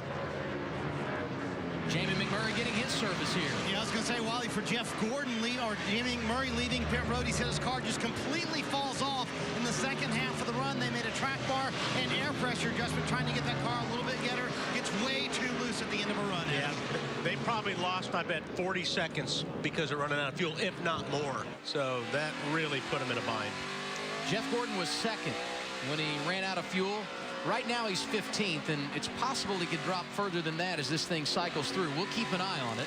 Martin Truex Jr. back out front. He last pitted at lap 48. He's one of the drivers that didn't come in right here. It's Clint Boyer and Kurt Busch right behind him on track. Hey, Adam, two things. What makes me nervous about Jeff Gordon, if we don't have a caution, he's going to have to try to run the same amount of laps that he just tried to run to get to the lap 110 to finish this race. But Martin Truex Jr., I go back to what I was trying to say before we broke out in those green flag pit stops. If he keeps going and we get a caution, he is absolutely in trouble. They need to bring him to pit road pretty quick because all of these other drivers, they're not going to pit if the caution comes out right now, and he would have to restart all the way behind all of the top 23 drivers that are on the lead lap. And Larry, the sooner that he pits, in fact, here he comes right now, that gives him that much more time to make that ground up on track. Am I correct? Well, exactly. But the biggest thing, he had to get there on pit road to make sure a caution didn't come out and just take him completely out of contention. Last time for Truex on pit road, lap 48. This stop going to come at lap 73. Ralph, take us through the stop. Well, they're thinking this will be their last time. Now watch as he comes rolling down pit road right, and I'll tell you when the crew chief tells him. Here, there, see, he jumps on the gas a little bit and lurches that car right into the box. That's working those timing loops brilliantly for the 56. Here they change all 4 tires. No chassis adjustments being called. No, there it is, a quick chassis adjustment on the left rear at the last second. He wanted more forward bite. That's what they're going to do. He's full of fuel, he's away. The pit stop for Truex, 13.5 seconds. His advantage on track before he came to pit road was 14 seconds. That puts his teammate back out front. Clint Boyer, Kurt Busch, Jimmy Johnson, and Kyle Busch, the top 4 at Sonoma.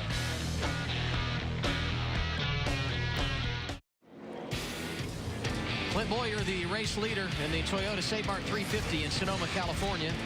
And now we update our AT&T Fastest Driver Challenge. Jimmy Johnson, the best of the 4 drivers that qualified up front today. Sign up next week by texting FAST to 34763 or visit attfastestdriver.com. Brought to you by the nation's largest 4G network, AT&T Rethink Possible. This is a great shot on board with McMurray. I like the shot on the left side. The shot on the right side is obviously from the roof of the car, but the shot on the left side is really almost from the passenger's side. And you can see, you get the sensation of speed just a little bit more. You see him brake hard, you see it load on the front, up the hill there, catch another gear right here. You see over the bump. You can see the car from this angle. The camera actually takes the bumps when he takes it. You see that rough spot?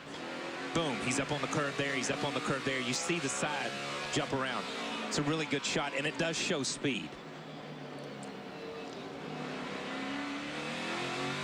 through the S's here. He hits the little ripple strips on the left side, back over to the right side. You see the car bump to the left side. He's up on that ripple strip. To the right side, he's up on that one. Then this is fast right here. And this is where he runs up through the gears, catches it right here. You see right on the inside, and this is turn 10. So when he comes through here, he's got to hit that apex right. Drifts out right to the dirt, straight down into turn 11. Hard on the brakes, and you see that bump right there as you come in. A lot of wheel hop starts there with these guys when you hit that bump because it loads and unloads really quick.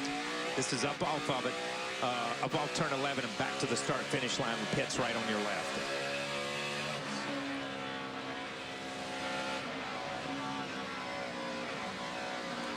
Closing on 30 laps remaining in the Toyota Save Mart 350. Last time a road course race went caution-free, it's been a while. 1979 at Riverside.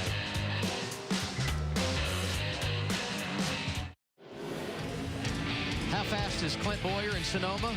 He's working on Kevin Harvick to put him one lap down. Harvick right now in the 23rd position. But Harvick ran out of gas. The only reason he's in 23rd, and we didn't approach it, we didn't bring it up on that last pit stop, so I don't know how we missed it.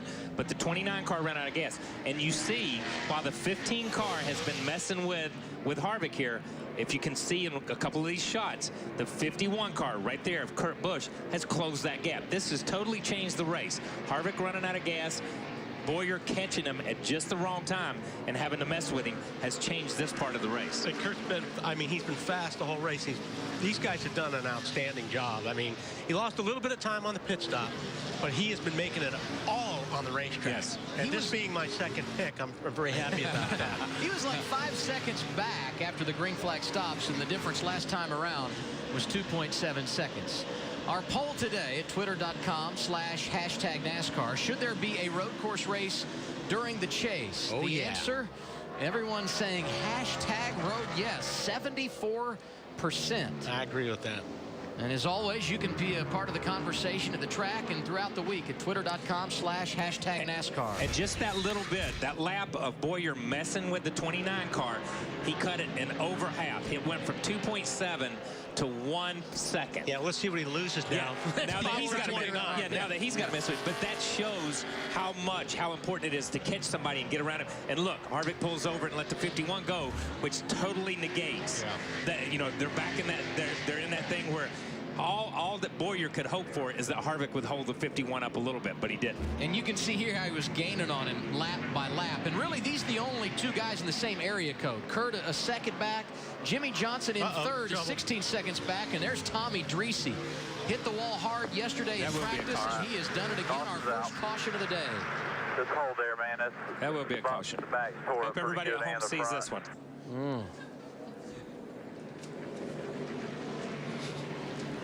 Took us 81 laps, and finally we get our first caution of the day at Sonoma.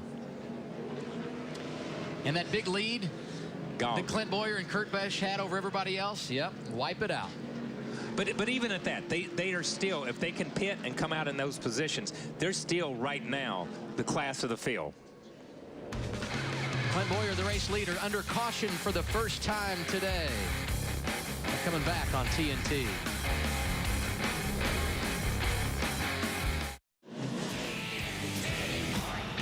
Under caution for the first time today in Sonoma, California. 28 laps to go in the Toyota Save Mart 350. The race leader is Clint Boyer. Kurt Busch, Jimmy Johnson, Kyle Busch, and Martin Truex Jr. are the top 5. Let's go down to Matt Yoakum. Report on Tony Stewart. And a host of cars hitting pit road, including the 14 of Tony Stewart. They were more than a lap and a half short of making it. So Steve Addington calling the audible, hit him to pit road, get 4 sticker tires and top them off, so there are no issues, even if we get a green-white checker finish. For Marcos Ambrose, Matty came in. He wanted more drive off, especially off of 11, so they give him a track bar and a wedge adjustment, trying to get that car a little bit better. They come in running nice. There's 22 cars on the lead lap. Interesting decision. Ralph. A.J. Allmendinger came in. He's taking fuel and 4 tires. He is away. Who's lucky dog is who? Kevin Harvick gets the free pass here. There you go. The top 5, and some others stayed out. Clint Boyer still your race leader. We'll set the field for those guys who pitted after a break on TNT.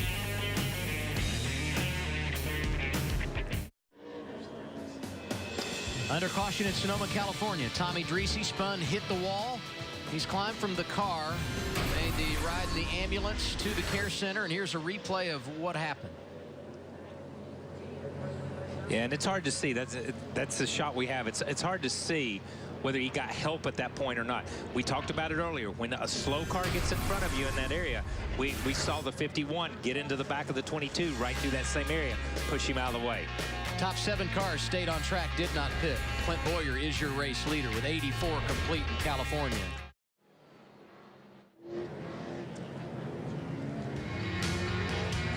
Let's go inside the NASCAR Sprint Cup Series, brought to you by the NASCAR Sprint Cup mobile app and truly unlimited data on the Sprint network. Fastest 4-tire stop today, Tony Stewart's guys, 12.1 seconds. Get live in-car audio and real-time stats on the NASCAR Sprint Cup mobile Android app, only from Sprint.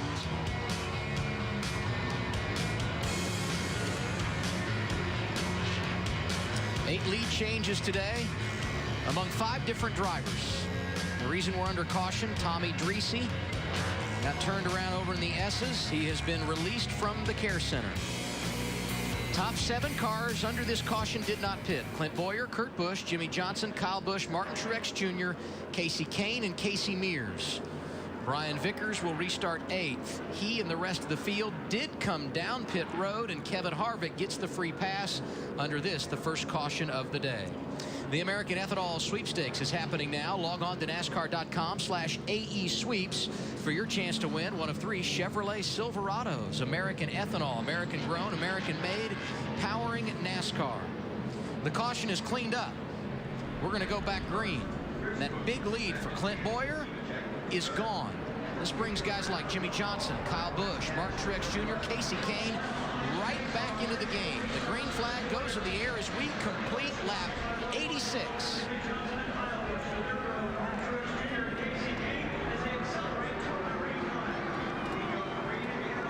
And the green is out right now, and here we go, back at it at Sonoma. Boyer got a good start, just what he needed. Really didn't want to go up there side by side with Kurt. They're going to do it for 3rd. Jimmy Johnson inside of Kyle Busch had the preferred line. I tell you what, Kurt Busch is not going to, he's not going to give him too much room for the rest of this lap. A little contact there. I think Jimmy Johnson and Kyle Busch behind that battle for the lead. This is where Kurt Busch has been really, really good through here. See if he can set him up for a pass under braking. No, not close enough.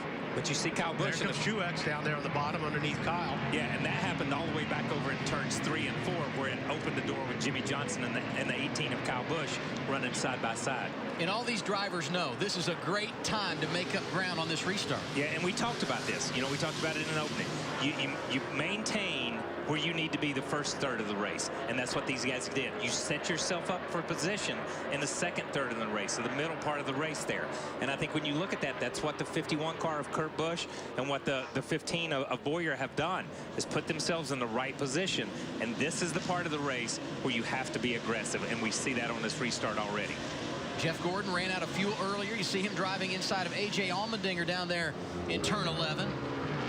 Now the leaders flashing across the start-finish line. That left-hander at turn 1, uphill to turn 2. Boyer in front of Kurt Busch, but can't pull away. So you got Vickers up there in the 7th spot. He's worked his way back from serving that pit road penalty, because he was 40 seconds behind not too long ago. He has driven a great race today. No matter what, you see the 14 and the 17 right there get into each other and gouge each other just a little bit. Let's see if Tony goes to the inside and tries it right here. Kenseth got off track just for a second, and that opened the door for Tony Stewart. Give the 14 another position. Somebody got into the 14. See the damage in the left rear. And again, you see the 17 car and the 14 car. They gouge each other a little bit, and Matt loses 3 positions between turns 4 and turn 7 smoke right back there. Yes, there is. That's up at turn 7. Jamie McMurray around. That's going to cost him a ton of track position. And this is what we've talked about from the very beginning, from going green, was these guys are getting aggressive with each other. And when you lose this many track positions, you know, with 20, 30 laps to go, you see Jamie down on the inside. Jamie got did that to himself. In trouble there, Yeah, he did that to himself. He just drove in. Great job by Biffle hanging on to that.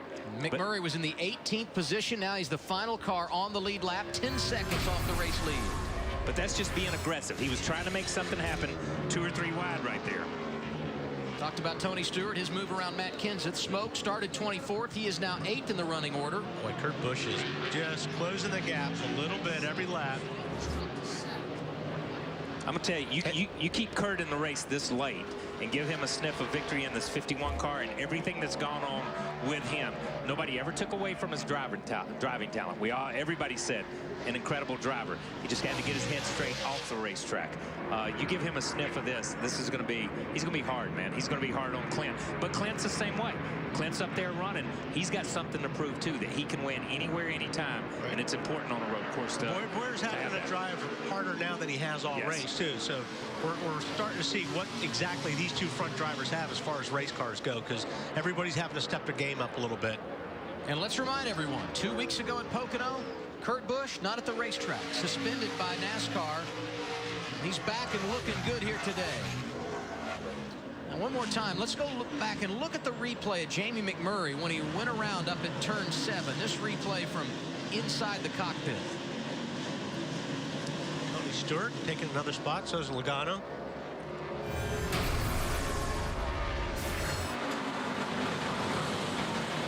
You hear it hopping. Yeah, wheel hop, yeah.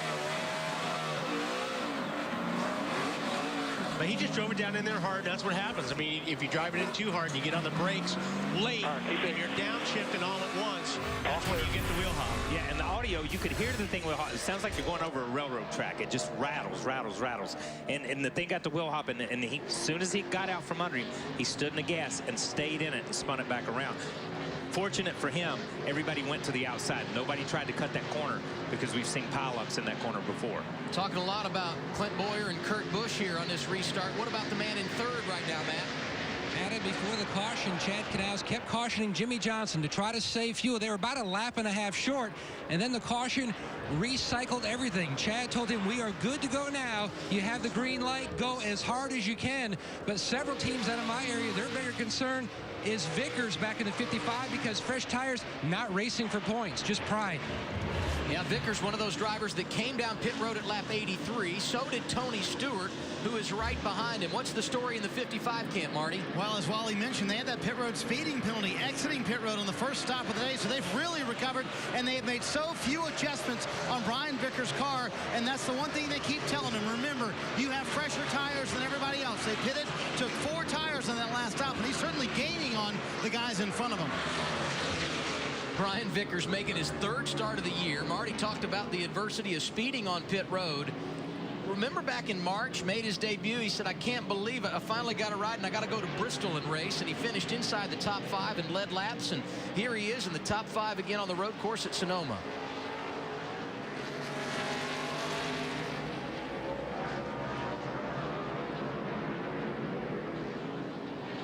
Get 20 laps to go, though. You're going to have to... It's all in right now. Vickers back 4 seconds. Clint Bowyer at one time today had a 5-second advantage. That caution closed things up. He's back in front of Kurt Busch now by a half a second with 20 remaining here in Sonoma. Aggression starting to heat up in Sonoma, California. Clint Bowyer, the race leader. Kurt Busch behind him. Jimmy Johnson is 3rd with 17 laps remaining. Then back behind them, you have got a dogfight. While we were at break, Brian Vickers going around Kyle Busch. This is when it starts to happen in Sonoma, isn't it? Yeah. No, it is. You see Vickers. We've talked about him. He gets a good strong run up off that corner and dives to the inside. I don't think Kyle thought he was going to go there at that point in time. Here he is, just in this place. Now, this is a tough place to be too wide, and this is just a power move. He gets hooked up on the outside, noses ahead enough that Kyle knows he's got to give up that position before they get to this point. That's a power move by Vickers right there. Yeah, just a little bit, not really a lot. I mean, you can expect that. We've seen guys body slam. That's a good job of Vickers staying off of Kyle, and Kyle giving him a little room, knowing that he was there, knowing they had to come out the other side of that corner and didn't want to lose anything else. Real difficult what Vickers did to stay on the outside on that left-hander. Another spin here. Yeah, got one around. That's Denny Hamlin. He was running inside the top 10. That's not going to help his day. Now Harvick has nowhere to go. And that kills Harvick. Harvick had just passed all these cars that you see going by Harvick. Harvick had worked his way back around those guys. And Vickers to the right rear corner of that, it looks like Vickers has had a little bit of help, got a little bit of help getting down in there. Like Hamlin got hammered by Logano. Oh, Logano just his teammate. Yeah, his teammate just kind of gets down in there, and I don't think he expects Denny to come back across right there because he had already stuck his nose in there. That's what we're seeing this time of the race, and you see Harvick go to the outside. And that dropped Harvick back to 20th in the running order. Well, that's all three Gibbs cars. Yeah. All three Gibbs cars. And they were all running in the top 10. All made contact. Yeah, all made contact with each other. That's a car owner's nightmare right there. Denny Hamlin 21st right now, running in the top 10. So Clint Bowyer, the race leader, with 16 to go. Let's go through the field, presented by McDonald's. Chris Neville, get us going. Well, I think Clint Bowyer's going to be tough to beat today. His crew chief Brian Patty is telling him, stay focused and make sure that 15 is straight before you pull the trigger trying to get off turn 11. That car rarely locking the right front going into 11 and rarely sliding the rear coming off 11. The 15 looks so strong. Right behind him, Kurt Busch, he led 770 laps last year. He's only led 6 this year, but he's hoping to lead that last lap. That car also looks strong, but he's definitely locking up the right front and sliding the rear off 11. Matt? When Jimmy Johnson first hit Sprint Cup Series competition, he really thought his off-road experience would translate to success on the road courses, but he said, especially Sonoma, this place is so technical and finesse-wise, it's taken him a while, but he won here 2 years ago. He's been very strong last year and currently runs third, Marty. In fact, Jimmy hasn't said anything on the radio, but his lap times mirror that of second place Kurt Busch. Well, we saw the outstanding move from Brian Vickers to get the 4th position. Last week, he was in Le Mans running the 24 hours, had a good result there, and Adam mentioned a moment ago, he finished 5th at Bristol earlier this year in his first ride in the 55. Looks like he might do better than that here in Sonoma, Matt. What a day for 5th place Tony Stewart. Started back in 24th, worked his way up much of the day. Then that caution was the game changer for the 14 team. They were over a lap and a half short on fuel. They were able to hit pit road, top off, and get 4 brand new tires. He's making the most of it, and side bite is especially good. Ralph? Well, the problem for Martin Truex is he's just dealing with what he's got, and that's not a whole lot with 14 laps left to go. This is that stage of the races where you have exactly what you're dealt, and you got to play those cards, Marty, and it's just a question of how long and how hard can you drive it to the finish. He's trying to nurse everything out of it he possibly can, just doesn't have a whole lot left in the car. Terrific rally at the end of the race, Ralph, for Joey Logano in the 7th position. He's one of those cars who pitted a while ago, restarted 12th, but I'm sure he's going to replay the move with Denny Hamlin, his teammate, over and over in his head. But a nice run here from Logano, looking at another top 10. It'd be his 4th in the last 6 races, Ralph. When he was just a kid, A.J. Allmendinger ran his very first race here at Sonoma on the twisting road course in a shifter cart in the driving rain. Tires weren't very good that day. He's got good tires right now. He's one of those cars that dove down and took tires when the yellow came out. He's trying to get everything he can out of it in front of his friends and family. He's from Los Gatos, just south of Sonoma. And Ralph, another local is Jeff Gordon, who just went around him for the 8th position. And here he comes, proving once again that he has a very fast car today. It looked like he was going to be in a position to get his 10th career road course win, but this, a microcosm of a season. Gordon leading, had trouble running out of gas. Looks like we have a battle for the lead, Adam. Yes, we do. Clint Bowyer trying to become the 6th consecutive driver to win on a road course for the first time here at Sonoma. The guy that did it last year, Kurt Busch, trying to deny him. He's right in his hip pocket. And what I've seen, when Kurt last pit back on 72 or something like that, but Kurt's car stays even the whole run. I mean, you'll see some of these guys start coming back to him, but Kurt's car is very consistent. Well, he's looking. He's there. Look right here. Yeah, he rolled in there pretty hard and lost it on the exit to that corner a little bit. Kurt did, but he is all over this 15 car. And I think it's like you said, Wally. His car is. He's just braking a little bit later. He's using his stuff up earlier as you are. Yeah, I'm telling you, man, Kurt is there. He's letting that thing roll through the corner. He's making good time through turn 10 here. You watch him get into turn 10 right here and come off. He makes good time and accelerates down this little short chute into turn 11 and has closed it up. Right, 2, check the bottom, check the bottom, check the bottom. Start by 1, go by half. I'm here. I'm here. And just All good. Straight drive's off. Clear by one already. And that's gamesmanship right there. I'm not going to wreck you. I'm not going to mess with you. I'm just going to tell you I'm here. And if you make a mistake, it's going to be, I'm going to take advantage of that mistake. And that's what you want to do. That's what you want to do is, Kurt, you want to keep those mirrors full at all times, because if the guy in front of you is looking in the mirror all the time, he's going to make a mistake eventually. You know, and Kurt's really good through the top part of the racetrack, which is the slow part of the racetrack. You see Kurt close on him right there, close on him up off these corners. Just trying to force a mistake, man. You're doing fine. Just hit your marks. You'll be fine here. Yeah, and look, everybody knows the game. You see Kurt through here, he's better through here, but he's just a little bit off. When he gets that bump, hits that second set of ripple strips, his car gets a little bit free. That's where, as we've talked about Boyer all day, he gets the car set and accelerates up off the corner. Clint Boyer has done a phenomenal job today. If anybody thought Clint Boyer wasn't the real deal and couldn't drive a race car at some point in time, think again, because my man has done a great job here today, no matter what happens. Yeah, he's kept the thing. He's doing a good, smooth job, and he's, like you said, his key all day has been driving this car straight off the corner. But this is the part where you cannot let Kurt Busch get close enough under braking here. All he needs is another half a car length in these corners, and he's going to outbrake Clint. So, I mean, Clint cannot make a little bit of mistake, especially going into 10 or going into 11 and going into 7. Boyer has now led 58 of the 99 laps turned at Sonoma this afternoon. And we should remind you, Kurt Busch, who's led 2 laps, not here yesterday. He was racing Kyle's Nationwide car up at Road American, Wisconsin. Just parked the car for the day. Didn't get it on track. This is an amazing result for he and this team. More problems for Denny Hamlin there. See, right here, if he could just put it together a little bit, he could dive underneath and try to outbrake him. But Clint's doing a good job. I mean, almost went too far, and he locked up the right front. That's what Boyer's got to be careful not to do. You're clear. And if we go back to the first part of the race, remember when the 9 car locked the front and then gave up that position, the lead to the 24. And that's the same situation these two are in here. Obviously, their tires are a little bit older. You know, it's tough when you watch these two race. Who needs this win more? With everything that Clint has gone through, coming from Childers, coming over here to Michael Waltrip Racing, Toyota, this being a Toyota race, where he's at right now, I think this would be huge for Clint and for Toyota. Locking that right front up. Yeah. The problem is, if you lock that track, he'll never beat you. Clear by 2 already. Race the track, and you'll be all right.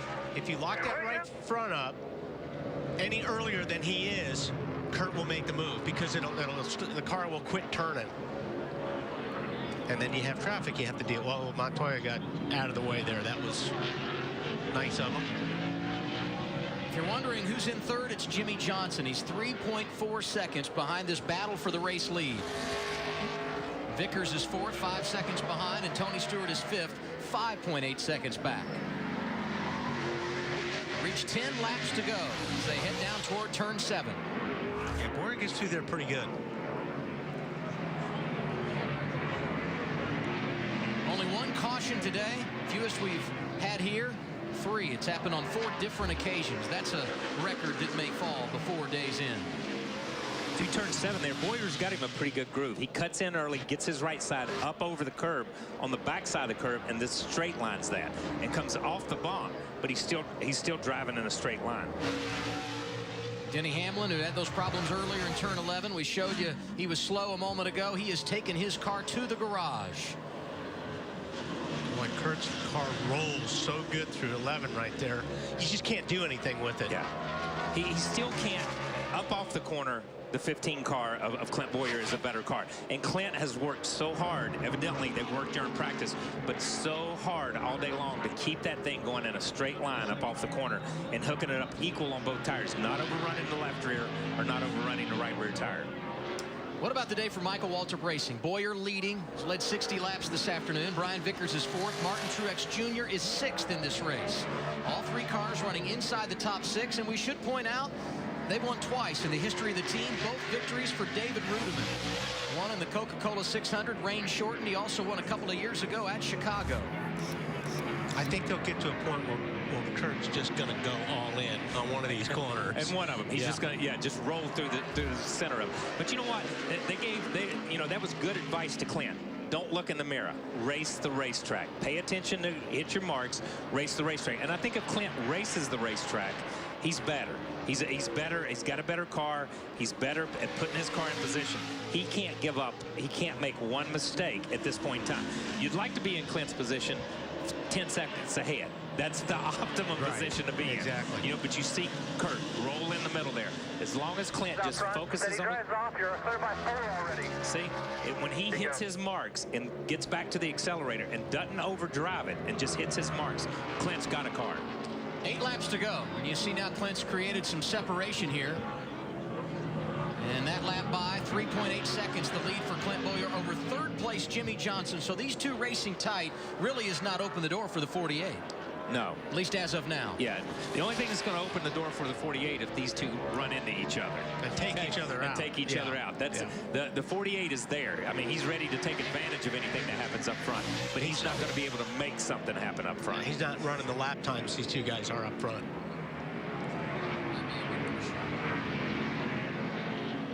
Things stabilizing at the front for Clint Bowyer. He's been fast here all weekend long. Kurt Busch behind him. There's Jimmy Johnson. Tony Stewart has gotten around Brian Vickers for the 4th position. And how about Jeff Gordon? Made his 2nd pit stop of the day after he ran out of fuel. Lost a ton of track position. And the man who's won here 5 times has rallied. Now finds himself 7th with 8 laps to go.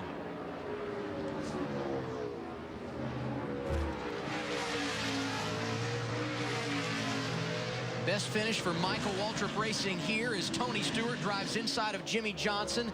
That's for 3rd. Yeah, we're talking about the 48 taking advantage of something that happens up front. He can't even take advantage of that. I mean, the 14 has come back up through that. Tony Stewart may have had one of the best runs of the day that we haven't talked about. And we have mentioned him a lot, don't get me wrong. But where his qualifying was and where he's at right now is pretty spectacular. The other thing to mention with Stewart, he pitted at lap 83. Bowyer and Busch pitted at 71 and 72. That looks like a road course car that really has been through the ringer, and he's earned it all the way. I mean, the car's beaten up, and Tony Stewart running 3rd.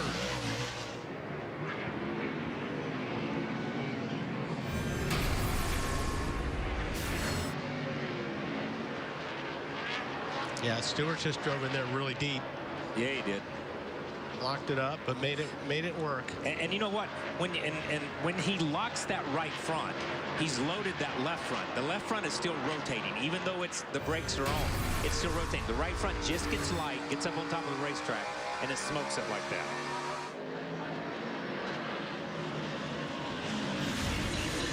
Tony Stewart the last time around was over 5 seconds behind the leader, Clint Bowyer. Look at Vickers. We'll follow that as Brian Vickers, another one on fresher tires, tries to work over Jimmy Johnson. This for 4th.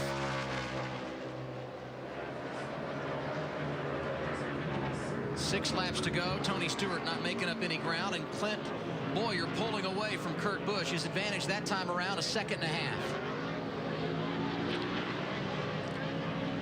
It almost seems like that the 51 car kicked too quick. He was running pretty hard like there in a for a long sprint time, race. yeah. You know, do I kick with 2 laps to go or whatever? He kicked too quick, and now he's kind of giving up his stuff. Chris?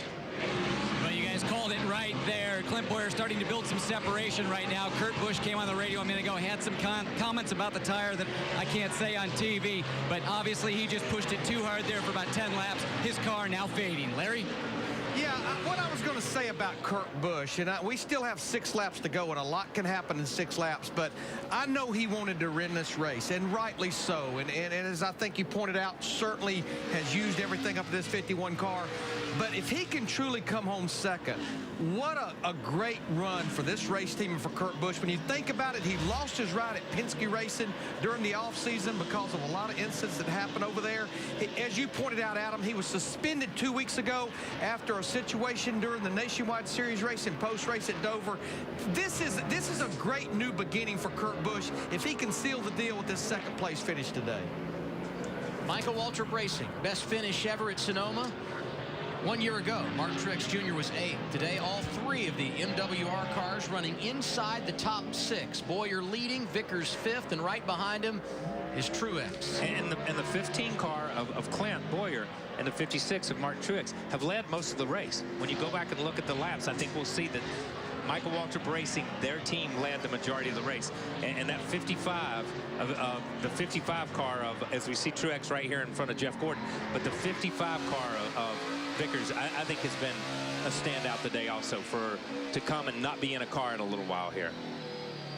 There's Jeff Gordon continuing his rally through the field. And Truex was a little wide there and opened the door, and he rolled in, but you see they have to give it up right here. Even though the 24 had a little bit of a run, you can't go through this area side by side.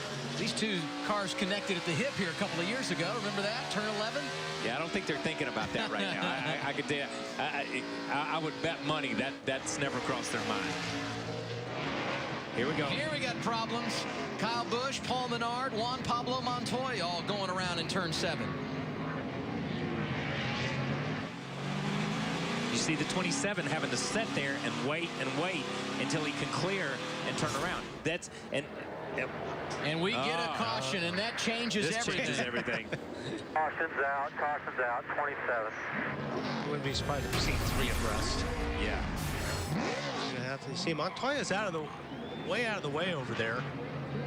And Kyle Busch just got loose under braking and tagged the 27 car. So yeah, I think they were trying. I mean, I think Kyle, like you said, Kyle just mashed the brakes, the rear to come around on him, and he got in the back of the 27. Juan was trying to stay out of the way. He was not even involved in it. Let's hear if we see chatter. Yep. Yeah, hear that wheel hop? Wheel hop. Yeah. Clear. That's just what happens when you drive these things in too hard like that. If you go in just that little extra 2 or 3 feet, that wheel hop. All clear. All clear. You can't get out of it. Well, you can get out of it if you hit the gas, but that's hard to do when you're hanging on for dear life. Yeah. That's the second car from the Joe Gibbs camp that's had problems late in the race while running inside the top 10. Hamlin and now Kyle Busch. Hamlin's in the garage area. He's out or off track right now, no matter what. But this totally changes. Will these tires come back? And this is going to be interesting to see if the 51, if the tires come back on the 51 after they cool down just a little bit. Tony Stewart, speaking of tires, 12 laps fresher. He'll restart 3rd. A late caution will reset him and go green when we come back to Sonoma, California.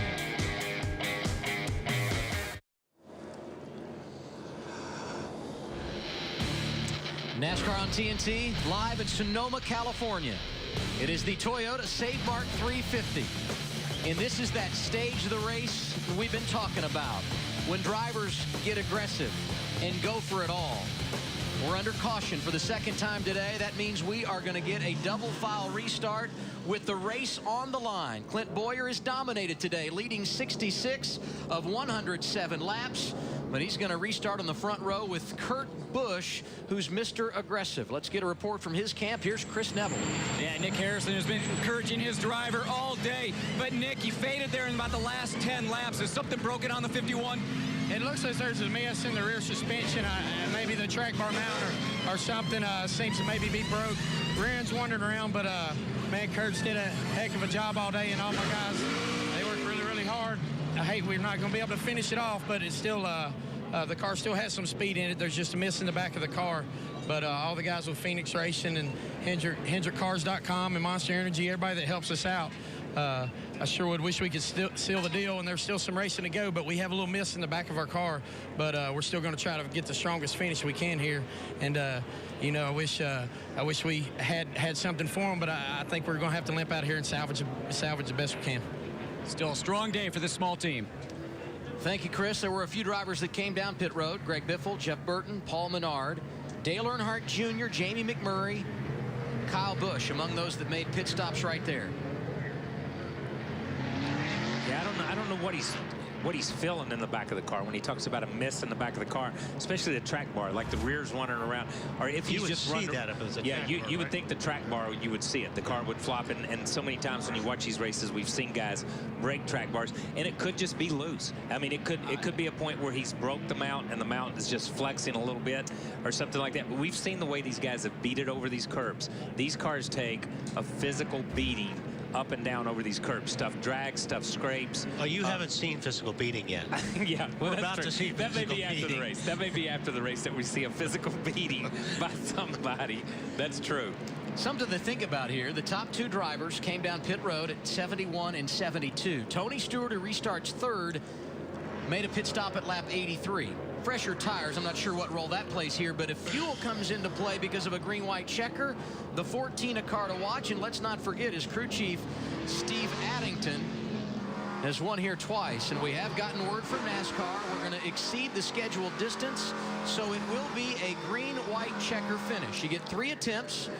First a green flag lap, then a white flag lap, and if the leader takes the white flag before another caution comes out, the race is official with the next flag, whether it be the caution or the checker. And I'm not sure why this caution was this long. I thought when we first went to the caution, they said it was going to be a quickie yellow because the 27 fired up and drove off. But we just saw Ryan Newman receive the wave around for the lucky dog, so he's gone back to the front, or back around to make up his lap. Newman in 23rd.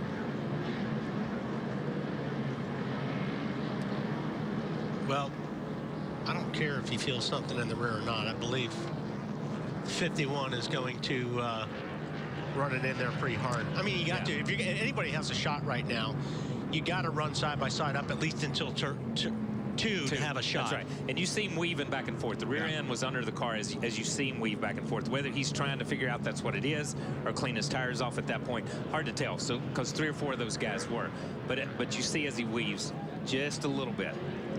And to Boyer, he's got to get the best restart of the year in order to try to, if he can stay out in front of these guys when the flag drops, he's going to be tough to pass.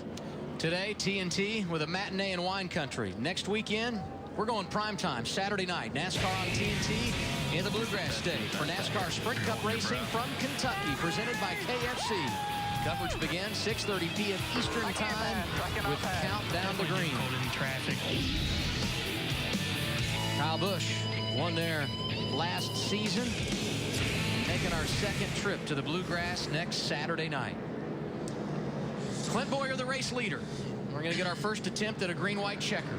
Kurt Busch will restart alongside. Tony Stewart, a 2-time winner at this track, restarts third. Jimmy Johnson won this race 2 years ago as fourth. Brian Vickers, making only his 3rd start of the season, overcoming a pit road speeding penalty, will restart 5th. And right beside him, a guy who's been strong today, is teammate Martin Truex Jr. Jeff Gordon ran out of fuel under green earlier today. He's rallied back. He is 7th. Joey Logano, last year's pole sitter, restarts 8th. A.J. Allmendinger and Matt Kenseth will complete the top 10. Told you about our crew and how hard they've been working to make sure we've got the best pictures for you. I think this is evidence of that. We may see more of these on boards before the last 2 or 3 laps are over with. Kidding. Another thing you got to be careful here on this restart on these tires is the wheel spin when you get the green. That's why these guys are so busy cleaning their tires off right there. Anxious moments for Clint Boyer. He had a lead of 2 seconds when the caution came out. Now he's going to have to hold him off on a restart. First attempt at a green-white checker. Seats to have are in turn 2 right now. When they get to the top of the hill, it's going to be all the way back through the pack. Not these first 2 or 3 rows. I'm talking about all the way back. Pace car's off. We're going green. Kurt Busch got a good start. Yes, he did. Hung right there on the inside. Yeah, looks like Stewart. Stewart going to try and get inside at turn 2. This is going to be good. This is going to be good.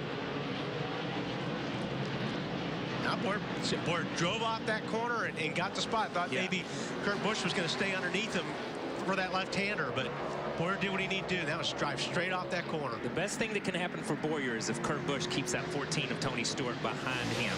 But I'm telling you, on cool tires, you know, after these tires have cooled off a little bit, Kurt's right there on him. See Jeff Gordon trying to work his way through the traffic back behind him. And something has happened here in the middle of the pack that we've missed a little bit, because you can see there's a big separation. There's Junior's car. Yeah, there's a big separation. So some of these guys at the top of the hill got together. Let's look at the replay on the restart. Back behind the leaders. This goes up over the hill and to the right, down to that, and you see these guys. They just get together right at the top of the hill. And these guys, that's the blind part of the racetrack. Right as you come over right here, You see they're already backwards. There's Junior already backwards coming across the racetrack. Oh, he gets hit hard by Eric. Keselowski, Harvick both spent time off track there. We get the white flag. 1 lap to go. We will not get another green-white checker finish. Clint Boyer, the race leader, and Kurt Busch stays right behind him. And Kurt Busch is doing a great job of holding off that 14 right now. As he said, we're not going to be able to finish it off. We just hope we come out of here with something. Kurt Busch is carrying this car. If there's something wrong with it, with the back of that thing, he is carrying this car at this point. Tony, got to look at him because he got up over drove in there really deep. Yeah, look at him smoke the tires. Stewart makes the pass for the runner-up position, but he might be running out of time. Boyer in turn 7. Yeah. See Vickers there. Yeah, Vickers up to 4th now. Jimmy Johnson in 5th. And there goes Truex off course after a great day. After a great day. Top 5, top 6 car, obviously. You're going to be clear by 7 back to that 14. Clear by 7. Yeah, obviously somebody's got into him, it looks like, and spun him around. And that's what happens when everybody gets aggressive and tries to make something happen in these last 2 or 3 laps. It can ruin your day. One of the great stories of 2012, the resurgence of Michael Waltrip Racing. Tony smoked it down in there. Today, Clint Boyer going to get him their first trophy of 2012. Great job. He drives it back to the start-finish line and wins the Toyota Save Mart 350. Over here doing this with us, my friend.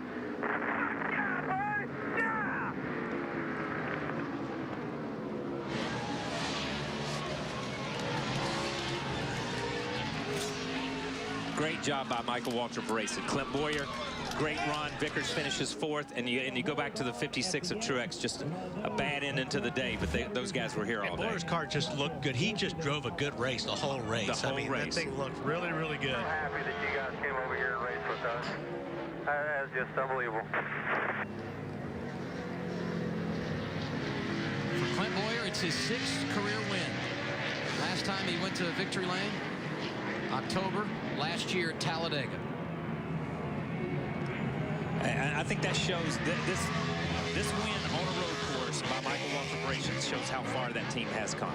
It really has, because there's a lot of engineering and a lot of stuff involved when you come to a road course, a lot different than an oval. See his old teammate Jeff Burton slow down to wave at him there, and Kurt Busch did a great job. You got to give a tip of the hat to that team, to James Finch and that team, and all that Kurt's done.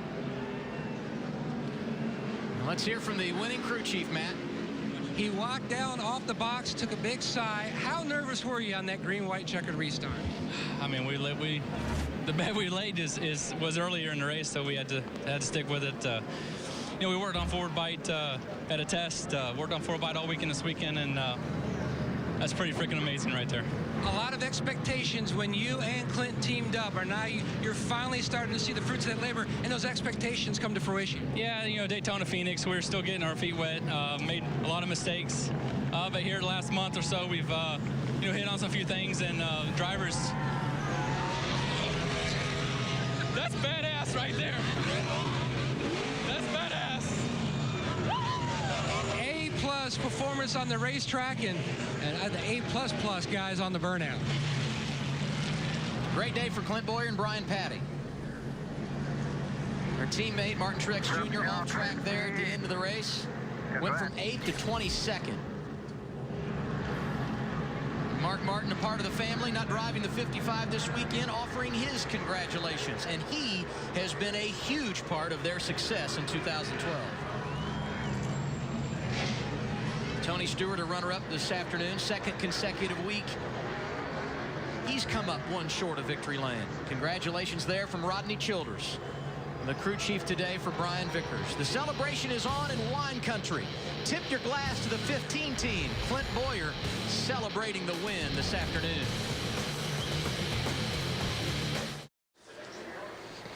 NASCAR on TNT's post-race coverage, live in Sonoma, California. There's the winning car. The winning drivers walk to victory lane. Understand he's out of fuel. Doesn't matter how you get there. When you're celebrating with a checkered flag, it's all good. A hug for crew chief Brian Patty. Let's go down and join the celebration to Ralph Shaheen. Well, normally they drive in, but he's getting hugs anyway from all the guys. Let me jump in here with you. Congratulations. Yeah, I guess you're a little tight on fuel there, huh? Yeah, it was. I did a pretty good burnout back there in the back, and it started to blubber back there in the back. But just, super excited. Everybody involved to be in victory lane with this group so early in the season. It's just a dream come true. Very proud of all of our partners, especially everybody at MWR. To move, switch teams like I did was a huge, risk and a chance for me, and it was obviously a chance for me to showcase my talents. So, proud of everybody back home to the shop. Thank you guys for building us good race cars. Thank you for, 5-hour. Unbelievable. I took one before the race, and I needed it. Georgia Boot, Toyota, and everybody involved. Napa, Sprint. How about them fans, boys? Hell, you won't need any 5-hour energy now. He's a little keyed up. Hey, tell me about everything that's going on here at MWR. Why is this team hitting it so strong all of a sudden? Well, just working together. That's something that I'm very proud of. All these guys work together, the crew chiefs, engineering staff, everybody at TRD. I mean, that's what it takes. All of our cars ran good today, and it's because everybody works together. I want to say hi to that 11-year-old Brady back home, 11 years old with stage 3 lymphoma. Hang in there, buddy. We're praying for you, and this one's for you. Thank you. Who knew a guy from very flat, very straight Kansas could win on the twisting roads of the wine country in Sonoma? He got it done today. Big fundraiser for Clint this week in Emporia, Kansas. And he will be going home with feeling good about himself. Matt? And Kurt Busch almost pulled back-to-back wins here at Sonoma. It seems like half the garage has come by and congratulated you and these guys. Unsponsored car, you almost pulled off the win. What kind of statement does this send about this team's performance? It's an amazing day when you can do what we did today. I don't know, I'm a little choked up because, A, we were in position. B, I was very considerate to Boyer, who was going for his first win with the new team. And then C, which is most important, I made a mistake. I got into those tires in turn 11, and for years they've never been bolted down. They were bolted down this time, and it bent the right front up, and it broke the panhard bar, and I'm just glad we brought it home third. If I was smarter, I'd have let Tony Stewart go a half a lap ahead. Maybe he could have got to Boyer for a big finale in turn 11, but unbelievable day with our Chevrolet. I want to thank James Finch, who's at home. He's like, hell with that road racing stuff. I don't need that. And I was hoping that I could be the road course ringer that could bring it home for him. But amazing job the guys did, just nice and steady today. I just made that one mistake. And if you're not perfect in this game in Sprint Cup, then it's tough. But thanks to Monster, Tag Heuer, those guys been sticking with me. This car's available. I was going to call us Team Tiger Blood if we won, but I still might. Kurt Busch, third here in Sonoma. Chris? Well, Dale Earnhardt Jr. coming off that big win last weekend, but this weekend a little bit tougher go at it. You kept the car clean all day, but what happened on that final restart? I don't know. We got run into coming over 4 and or coming over 3A, but we had a good car. We got to get a little. We've had better cars here. We struggled kind of all weekend. We didn't have real good speed in the race, but we just kind of hung around, and we were going to finish in top 15 there, and just. The green-white checker, there's going to be some victims on that deal, and I was the one today.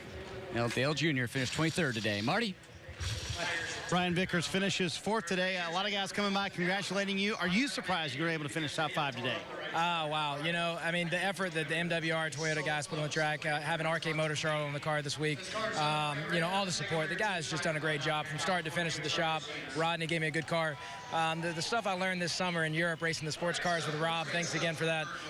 Le Mans, I think, helped me, but it also took me a few runs to get back to the heavy car, no trash control, a lot of horsepower. So that hurt us on Friday. I hurt us a little bit on Friday, but I think that all that time over there helped me on Saturday and Sunday, and I was glad to come home with the top 5. You and Stewart had fresher tires, and the guys in front of you on that last restart. Were you thinking, okay, this is our chance to make a move here? Absolutely. Him and I were just talking about that.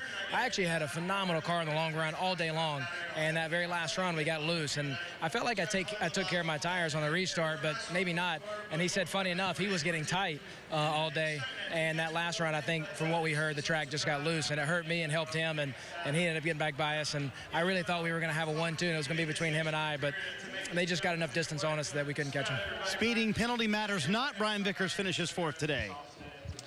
An outstanding day for Brian Vickers. Top 5. What a day for Michael Waltrip Racing as we look at the results from today's Toyota Save Mart 350. Yeah, great run, we said, by Brian Vickers, by Kurt Busch. You look at Jeff, those guys salvaged something out of this. Greg Biffle gets back up in there. And Joey Logano has another top 10 out here. Joey just top 10s him to death when he comes to this place. His third in a row on a road course. Yes. He was top 10 last year at both road courses. Matt Kenseth, not a bad day for the championship leader. Like Truex down there at 22nd. Yeah. That hurts after running so well the whole race. Yeah, he was 8th when he got turned around on that final lap. Here's some of those drivers that struggled this afternoon. Yeah, Eric was involved in that thing with Dale Jr. Those guys, you look at from there back, you know, a lot of these guys. We documented Juan's problems all day long. Denny Hamlin was in the garage area when it was over with. Back-to-back bad weeks for Denny Hamlin. Tony Stewart been rolling. Second straight weekend. He's finished in the runner-up position. Marty Snyder. Well, somehow, Tony Stewart went from 24th to 2nd. How'd you do that with only 2 cautions on the day?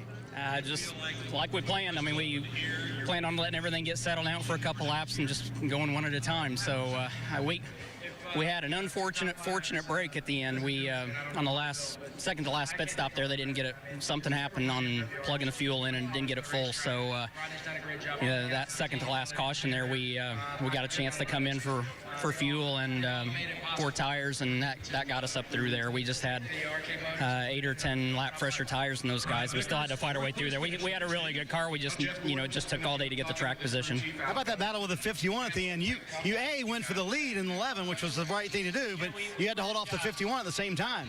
Yeah, and people probably didn't see it, but something was wrong with his car. Something in the rear end was breaking, and he was driving the wheels off that thing. I don't know how he kept it on the racetrack. Every time he'd go in the corner, it'd get tight on him, so he did a really good job of keeping that thing going. Makes it 3 straight top 5s for Tony Stewart. It's the summertime. That's when smoke usually gets rolling. Here are your official NASCAR Sprint Cup driver standings after 16 races. Kenseth now 11 points in front of Greg Biffle, who jumps in front of Dale Earnhardt Jr. after finishing inside the top 10 today. Tony Stewart, big gainer. He's up to 5th, and now you look at those outside the top 10. Carl Edwards, 11 back. Kyle Busch and Ryan Newman holding down the wild cards, having victories in 12th and 13th. Let's hear from Jimmy Johnson. Here's Matt. And Jimmy Johnson, impressive run today here in Sonoma, almost scored another win. What was the deciding factor for you guys on the restart? It almost looked like you guys were in the perfect position. Yeah, we were sitting in a good spot. We just just kind of bottled up in a couple situations. The 55 got by me, and wasn't able to kind of get through there. We were honestly more worried about fuel. We thought we were out of fuel and had big trouble there in that last restart. But luckily the car made it back. I'll take 5th. I wish we had a little bit more in the long run. We lacked a little of the 15 and the 51 in the long run, but ran the top 5 all day, so it's hard to complain too much. All right, thanks, Jim. Thanks, buddy.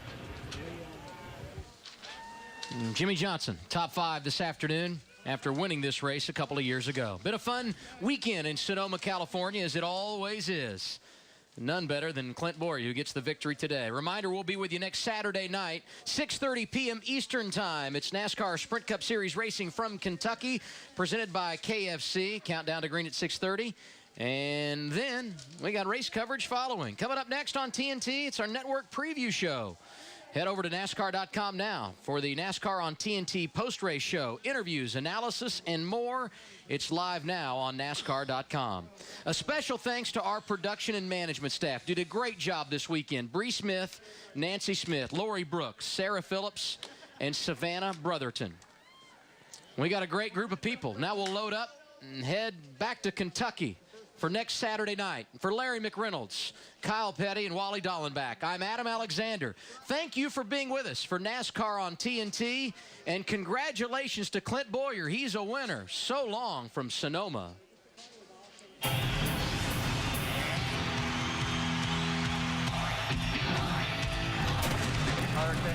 Nobody better than you.